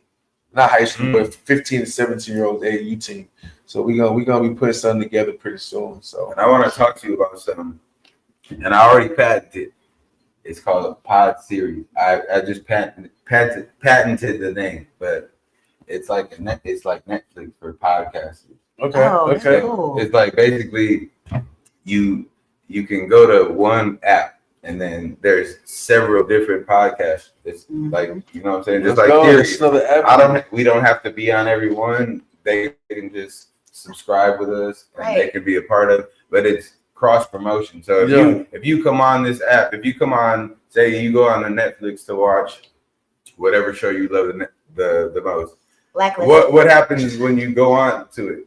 10 other shows pop up, and then you're like, shows like this, or or the for you. Right. What the other one they have is the this it's like a category where it's like, well, because you watch Blacklist, here's 20 other killer shows or mystery shows that's I can't give you too much of the game because one of y'all motherfuckers gonna end up doing what you normally do and just taking it over. But look, I want to do something significant like that, like a podcasting conglomerate where it's like, I mean, podcasting and streaming is the way now. It's the new media outlet. It's new news. It's the streets. It's the voice of the streets. It's the voice of the entertainment industry. It's the voice of branding, entrepreneurship, and it gives the entrepreneurs the ability to market their brands in the way that they want to. So if we could do something collectively to build a platform such as like Netflix, for example, where we could all utilize each other's platforms as like cross promotion, I think that would be a beautiful thing. Yeah. Well, that is beautiful, and something that I'm sure you might have thought of it, but I mean, just like when you think of that, what time right now, speak is under tag. And I don't You know, I'm gonna say what what you want to say, what you can teach, who you can teach, where you can do all that stuff is under attack. So to have a area, to have a platform where you can be authentically yourself, that's something special. Yep. That's something special. And they can do all the monetizing they want to, but we are not holding. We are not holding back. Yeah. Man, Seth Fields said, loving the positive that stays in this combo. Oh, that's your brother, Seth Fields? Man, let's throw his comment on it. There you go. You know what's crazy? How I know you're supposed to look mama, pull her out of whatever struggle, but I ain't been that lucky. It's crazy how your own mama won't support you. But I just met him like 2 years ago, hasn't asked me for a single thing. Tried to give me a million things and just been there for me. Man, that's what's up, man. Big shout out to Seth, man. Yeah, Seth. Big shout out to my guy. Seth, go ahead and follow me, man. Family, man. Follow me on Facebook, man. We are live on YouTube Music, and Facebook. And if you ever need anything that I can provide just because you rock with the game like that, it's a done deal. That's life. That's love. That's shit, you'll get a new best friend. I was just bullshitting. I was bullshitting. That was joking. He said, I did hear Reckless say six bedroom. Right. We in a garage right now in the middle of bumfuck. I was lying. I just had to say that to get them out here. He put up divided walls talking about here's 6 separate bedrooms. Right. Look cute. With cots. Talking about there's two beds in every room. No, there's 2 cots in every setup. It's all in the same room. It's just a divide. Oh shit! Now big shout out, man. We are staying out here over at the lake house, though, man. So appreciate once again the accommodations. Damn, do I fuck around and kiss my girl up? Are y'all staying tonight? No, we're gonna head back tonight. It's still early. Yeah, we gonna go back. Well, if y'all change your mind, I'll stay and we can go. We can go fuck up the town. You know what I mean? Oh, well, no. So we'll talk about that later. You know what I'm saying? My girl gonna start blowing on fire. We're gonna be back. Come out. Yo, Jay Coop, man, my co-host of Reckless Talk Sports, man. We was just talking about you, my guy. We just literally just talking about you less than 2 minutes ago. So big shout out to Jay Coop, man. For real, we getting ready for that Houston Energy football season, man. Y'all don't want to miss it. So let's do another quick rundown of the sponsors, the shout outs, what you got coming up next. Justin, go ahead. Whatever. What? Spark that. Nah, it's a regular cigar. It's a poor man's cigarette. Oh, paying $10 for a pack of Marlboros, you got me fucked up. No. So what you got? What you got going on next? Say your goodbyes. So, it's like, oh, what can the people be expecting from you? Man, we still got one more track to release this month. And then each month for the rest of the year, 9 more tracks, 3 special releases. Starting next year, at the beginning of the year, I'll be getting work on my first short film project. Already got the team for that. I want to turn an EP into Fear of Phantom Mac Miller when he did the Shapes and Faces album, what he did with the music videos. It was beautiful. So I want to do something similar with the Shipwrecked album. An entire thing, like you said, I got a song called Set Adrift that starts all melodramatic where you basically, it's recognition that I can't stay here. I'm a vagabond. If I stay here any longer, I'm gonna spend the rest of my life with you. So you'll find me drifting beneath the shores that touch, or beneath the waves that touch your shores. And then Second one is called Hurricane. You're out to sea, being shit around, shipwrecked. That's the flagship of the whole thing. The next one is I think it's I don't need a lifeline no more or something like that, or I'm okay or something. And then the very last one is it's just a feel good song, man. Ended off from that mellow place back to hey, live your life.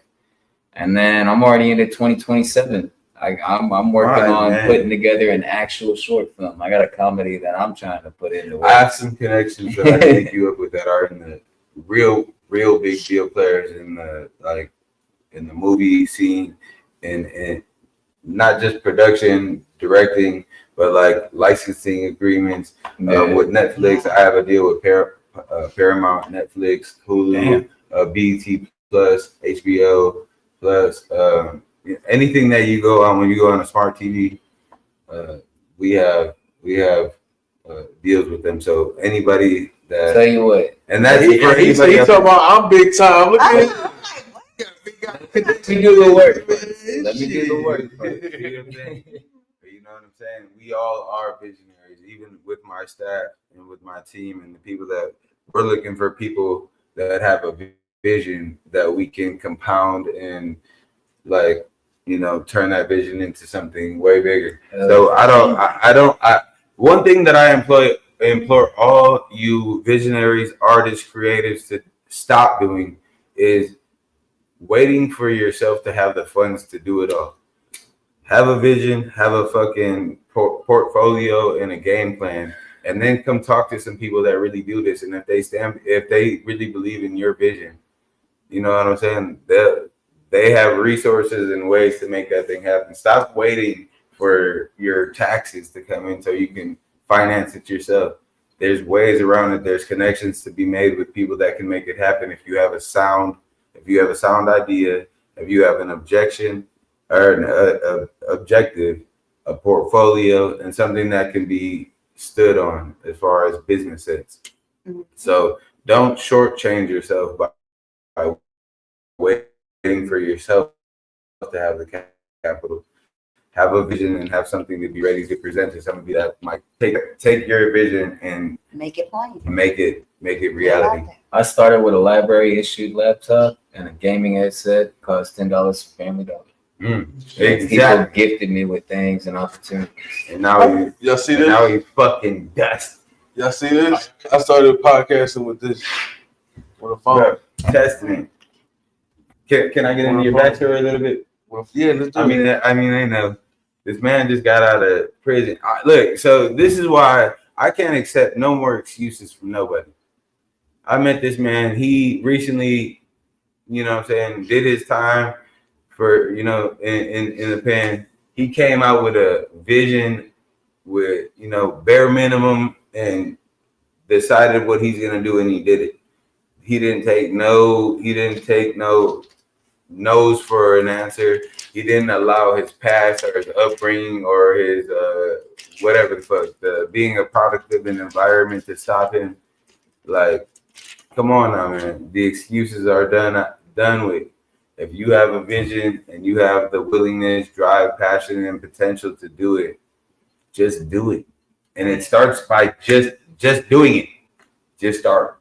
Shout out Nike. Shout out Jay Reckless. Sponsor me. Make sure that you communicate your vision as well. Once you have that vision and you have that plan, make sure that you can communicate that to somebody else and communicate it with the same fire and the same conviction that you feel it, so that somebody else can get behind it. That's just as important as anything else. You have to be able to communicate to those people who have the resources that you're looking for, what you need. Because if you can't tell what you need, a closed mouth ain't gonna get fed. I'm guilty of that. Sorry. Another thing I want to say, man. He just tried to run me down for a cigarette. I want to thank all the artists, man. That's been down with me since day one. All the artists we met during the on the journey. You know what I mean? Because Man, let's keep it real, man. Like I'm not from Texas. I'm from New York. You know what I mean? And it's like for these Houston artists to, you know what I mean, man. I'm mainly speaking on the Houston artists because that's where it all started, right? And so for these Houston artists to put their trust in an outsider, you know what I mean? Because let's keep it real. That's what I was. I was an outsider. You know what I mean? So I just wanna thank all the artists. I think you know that I think that you being an rocking with me. I think that you being an outsider like doesn't really matter anymore because you're an outsider that is bringing the inside scoop to people that even amongst their own community feel like. Oh yeah, definitely. That's what. When I say outsider, that's as like when I first started. You know, what I mean, I don't feel like an outsider no more. I feel like the city accepts me. You know what I mean? And it's like, man, it's on top of the artists, man. It's these legends that fuck with me and accept me. You know what I mean? And you know what I mean, like. Shit, we at the little Flip concert the other night. You know what I mean? We chilling with Flip and Kiki. You know what I mean? Before they go on stage, we just chopping it up, chilling. You know what I mean? The Don Tinos, the Dion Garcias. You know what I mean? Like it's the Point Blanks, the K Renos, the Rapper K's. You know what I mean? Like it's like there's conversations that's had behind the scenes. You know what I mean? I had a conversation. I'm not gonna say what it was, but I had a conversation with Point Blank. But what was it? The other night. What was the conversation? I'm not. It's true to drink. I'll drink on that. Yes, I've been dying for this. I'll drink on that because you know what I mean. It's one of those conversations, man, where it's like I got so much respect for this man, and I'm just gonna say, man, I just want to give a shout out to Point Blank, man, because that conversation meant a lot. You know what I mean, especially coming from who. So big shout out to Point Blank, man. Big shout out to Point Blank. Reckless found the only way. Before we move forward, we need Jay Reckless to take this shot. Waiting of this beautiful. I thought I was gonna get away from it. Good night, loving. You know what I'm saying? So if you're in the mood to go, you know what I'm saying, have a good time with your lady, you want to take her out for a nice little situation, or if you got some friends you want to tee up. Good night. Loving vodka. What's it called? Good night, loving vodka. Good night, loving vodka. Good night, loving vodka, man. Here's the good night, loving vodka, man. The best vodka I've ever tasted in my life, by the way. Yeah, it's good. It's really good. Hey man, say man. Yeah. Really good. You don't drink. Man, they paying me, man. Come on. It's good. No, I'm serious. It's good. Hey, It's good. I'll tell you this much. I'm a very experienced drinker, and that was pretty smooth for the kick I got. Let's see. How good was it? What do you mean? Take it out From the bottom? straight about the mouth. Waterfall. I mean, Yeah. Oh shit. Oh my Lord, have mercy. He's a beast. Hold on. For the people, hold the fuck up. Go to sleep. Like, yo, he said, yo, we're gonna replay this in slow motion, right? Yo, we're gonna be, yo, boom. So boom, I'm JOT. Oh, yeah, you liked it? It was good. Boom. He grabs it, right? You want me to drink this shit? Oh, I'm a fucking drinker. I'm gonna drink this shit. And did y'all hear? Go. Like it was, yo. Like, he took like 17 shots just now. Yeah. Like, okay, just shit. So by the end of this, I'm gonna be like, now you know why I got a cup in my hand of water in every show. So big shout out to your sponsors, man. That's dope. Yeah, Congratulations. it's my first. It's my first. You know what I mean? Well, not my first so far. So far. And I have other sponsors, but the first paid sponsor, you know, who's actually showing love. I do like mergers and like any businesses that merge with me, I just consider it a sponsorship. So I promote their brands just from them showing. And you like, never nothing know, ass nigga like myself. You never know what comes from that, bro. Exactly. Man. And that's another thing I love doing what I do, especially for the business aspect, like for these for the perfect example, Smash Wagon. You know what I mean? We go to Smash Wagon the other day, and big shout out to Just, man. I love what they got going. He was like, man, what is it gonna take to get Flip, man, to come out for me to feed him, man? And I'm like, let me call and find out. You know what I mean? And I call him on the spot. He didn't answer. I text him, yo, give me a call when you get a chance. And I'm telling the guy, I'm like, yo, I said, usually Flip usually answers, but when he don't answer on the spot, it usually takes a few days for him to get back to me. You know what I mean? He busy as hell. As soon as I said that, Flip called me right back. You know what I mean? Shout out. You know what I mean? Big shout out to Flip, man, for real. We got a lot of things going on with him. Shout out J-Rock. Shout out Rashid. Yo, big shout out to Rashid, man, for real. Those are my dogs, man. So, you know what I mean? So to be able to put that into play, you know what I mean? Like I said, y'all come on out, Beaumont Fair, April 5th, man, 1 p.m. We got a little Flip pulling up to the Smash Wagon trailer, man. So y'all come out. You better April 5th, overtime. Beaumont State Fair. We support. Before we get off, I want to say thank you to Allie with the fire. She texted me this morning, you know, because I text her because women do this. We text each other, and we were like, "It was so good to meet you. It was so good to meet you last night, girl. I had such a good time, girl. Me too. It was good." And then it was close. We was on for us, but we were there together. Stop messing up my story. You messing it up, and so you'll never understand. And you won't just messing it up. And so we had a great panel. And so she asked me to start coming on with her once a month so that we can do some things about women's empowerment, and so that we can, you know, talk about just any and everything, and then talk about the stigmas of mental health. When we were together last night, I swear we got like a whole season. Yeah, it was like 4 or 5 hours.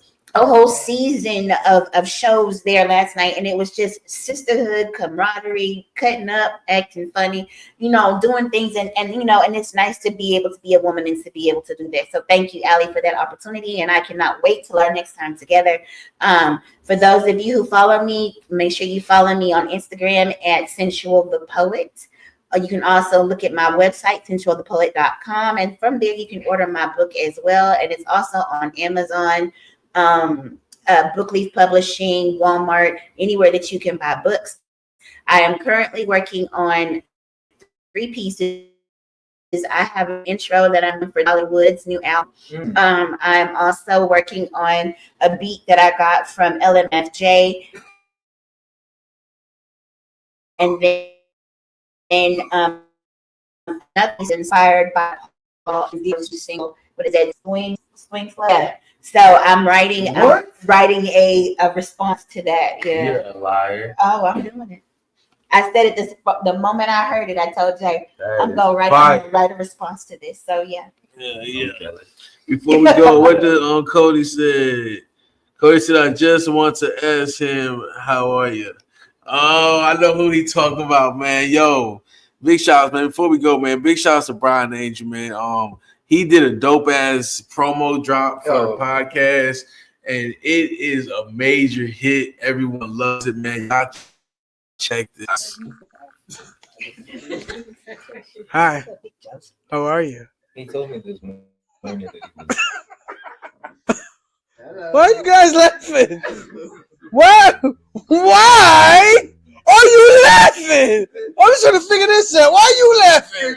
Hey, look, man, what's good? It's your boy Brian Angel, right here, right now. We're on the Reckless Podcast right now. Reckless Management, is that what it is? Yeah, that's why is it reckless though? Because like I would not want recklessness involved in what I'm doing. Man, you know what I'm saying? Anyway, listen, anyway, you tuning in, you locked in, you listening, you watching the Reckless Podcast, Reckless Management, right here, right now. H-Town stand up. You already know what it is. We are, bitch!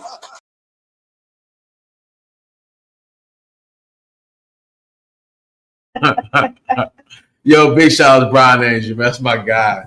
All right, man. So I want to respect y'all time. I appreciate y'all's time. First and foremost, thank you so much. I mean, it's not easy to travel and make these things happen, but we're making it happen. So I can't thank you enough. But before we go, I want to ask y'all, do y'all have any questions for me? Because just as I'm playing Truth or Drink with y'all, I'm open to the same kind of questions. So anything man, my question for you, man, what inspires you?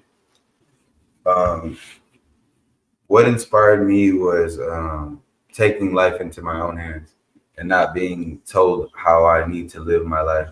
I will fight against all adversity and all odds to be myself, and then to teach other people, first and foremost, my children, that it's okay to be yourself. It's okay to believe in yourself. It's okay to have a vision.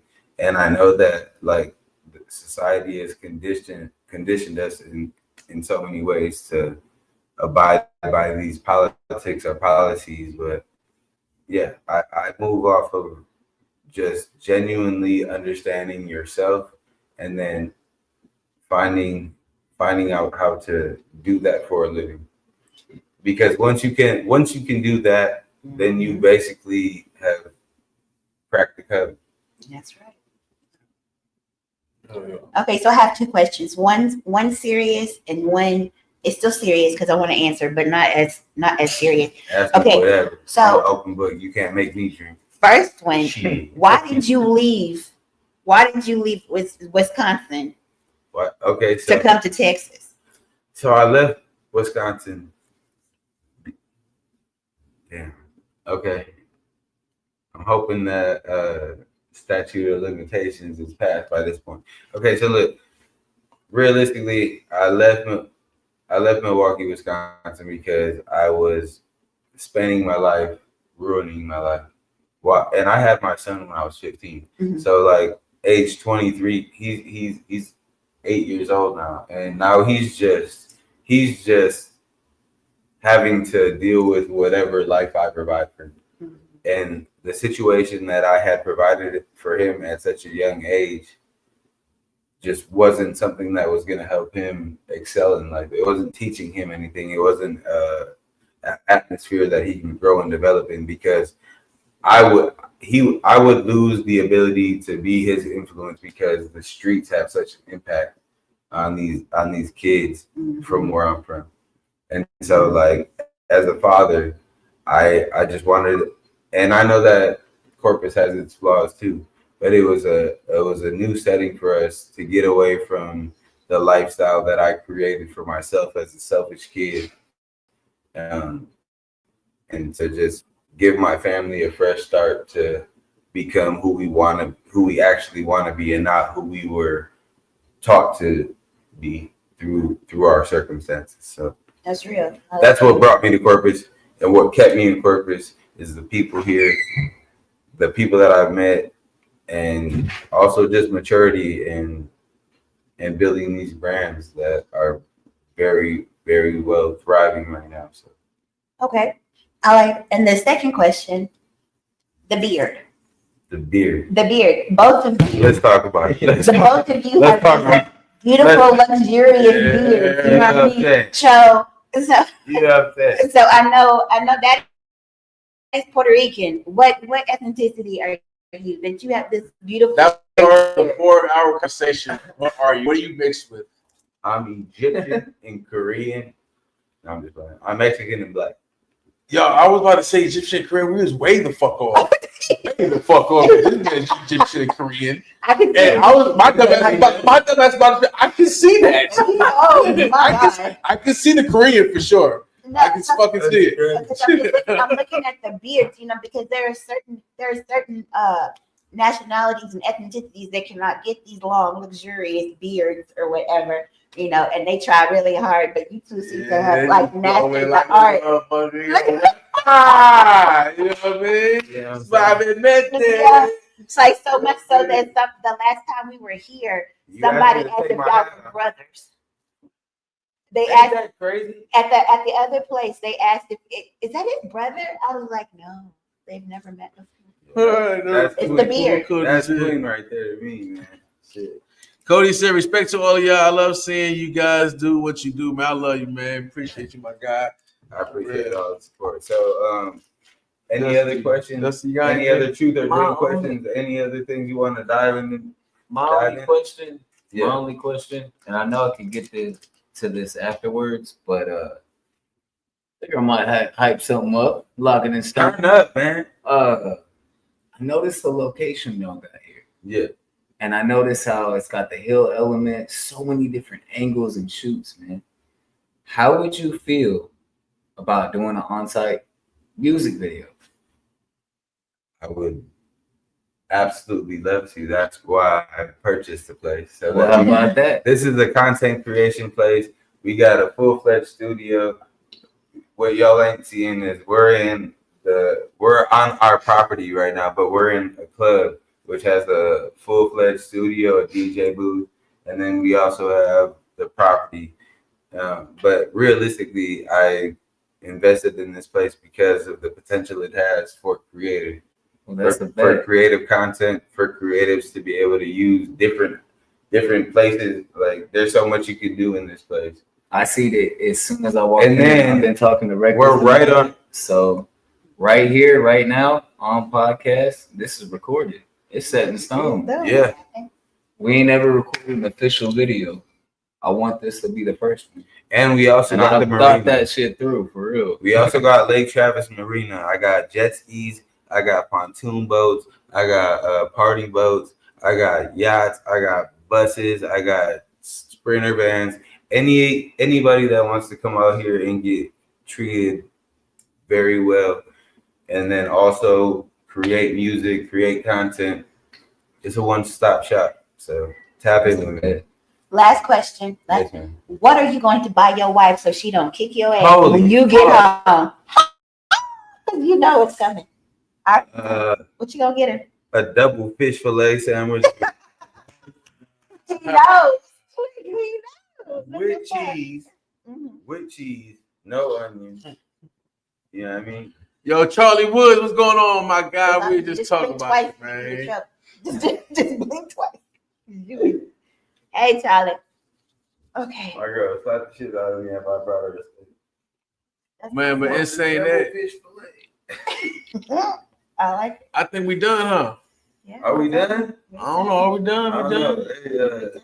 Hey, you still got another song? You got another song? Reckless has a lot more than another song. He's got like at least the 20th of my catalog. Like, we got like 10 more. We got 10 more minutes. We'll play one of your songs, and then we'll wrap it up. Yeah, honestly, you did country and like pop, Just jazz. You do rap once. Yeah. It's the motherfucking DHP. That's me. The state HAZE. And AJ Smiley. How we fucking up the whole day. Yeah. I'm a little bit different. Don't give a shit about fear. I'm a fool saying this to the clouds coming down. Oh shit, past the loud down south. We like to keep it so dirty like the word of mouth. Push it to the limit, we gon' make some sauce in it. Cooking up a full meal, we gon' make some boss with it. Pass it in a circle, never let it sit. Cause we got raised with etiquette. You bitch boys on that calm shit. Yeah. Here we come again, stitching on all of your friends. Y'all let them hold it again. Like you ain't learned the first, the second, the third time. Your motherfuckers is gullible as glass size. All these pastimes been changed since the last time. So drastic, but in line with majors. I'm cold line, but offline. They so tired of peace signs. Ain't got time for dick rides or low vibes. So fuck off, I'll get mine. What you gonna do when I take the crown? Maybe the coldest fucker around. These laces can get rocks. You a couple of bots. I'm supposed to show a pussy respect. How did y'all fall for it? What you gonna do when I shut shit down? Couldn't help that they loving the sound, but you can't stand the distance between SoundCloud rappers and real shit. Why you bitching? You can call me dog shit, you can call me crazy, you can call me washed out, you can call it lazy. But the 400, the 500, the 600, another recreational shady. Could you blame me for spitting the facts? Coming to hate me for killing these tracks. Better than Jack Black, playing the sax. Colder than 8 tracks with playback. Bringing them lyrical anthrax. So fuck that, we bust back. Lyricism kinda funny, you can hide the meaning. How I got a motherfucker running on his mouth shut. Now I got him gunning. Kinda funny how I grab him by the nuts. Now we singing how it take to get a spot here. Everybody's so stingy with the Everclear. I'ma burn the whole house down in the pier. Like I never knew a thing. You okay, dear? What you gonna do when I take the crown? Maybe the coldest fucker around. These lazies can kick rocks you a couple of bots. I'm supposed to show a pussy respect. How did y'all fall for it? What you gonna do when I shut shit down? Couldn't help that they loving the sound, but you can't stand the distance between SoundCloud rappers and real shit. Why you bitching?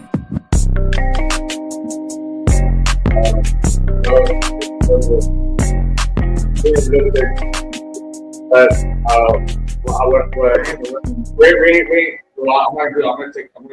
I'm gonna take that. Y'all not recording? Yo, we are back. We live in effect. Again, this is from nothing to everything.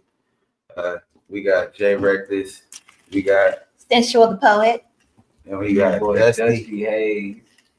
I really need y'all to tap into these people, man. They are humongous factors, and I'm so honored to be able to shed light on their story, and they're helping me build my story. So it's a network, man. It's a network. I appreciate you, my guy, for real, man. thanks for having us. Of course, we have a lot of things coming up.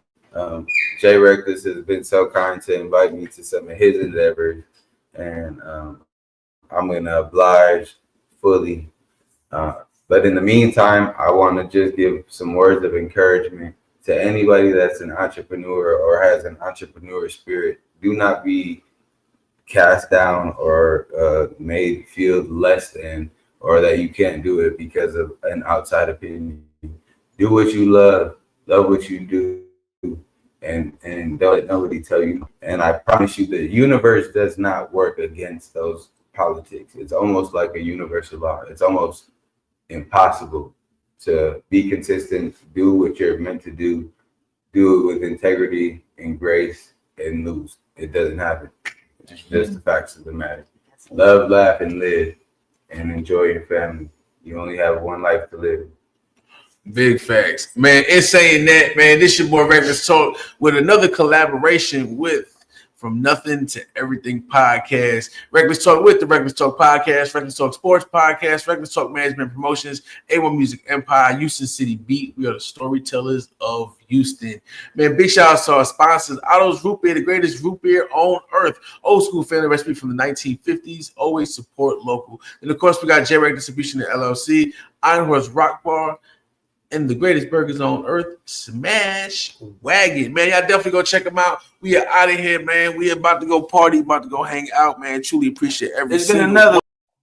What's up, world? This is your girl, Sensual the Poet, and I'm here with Jay Reckless of Reckless Talk Management and Promotions, as well as the Reckless Talk podcast.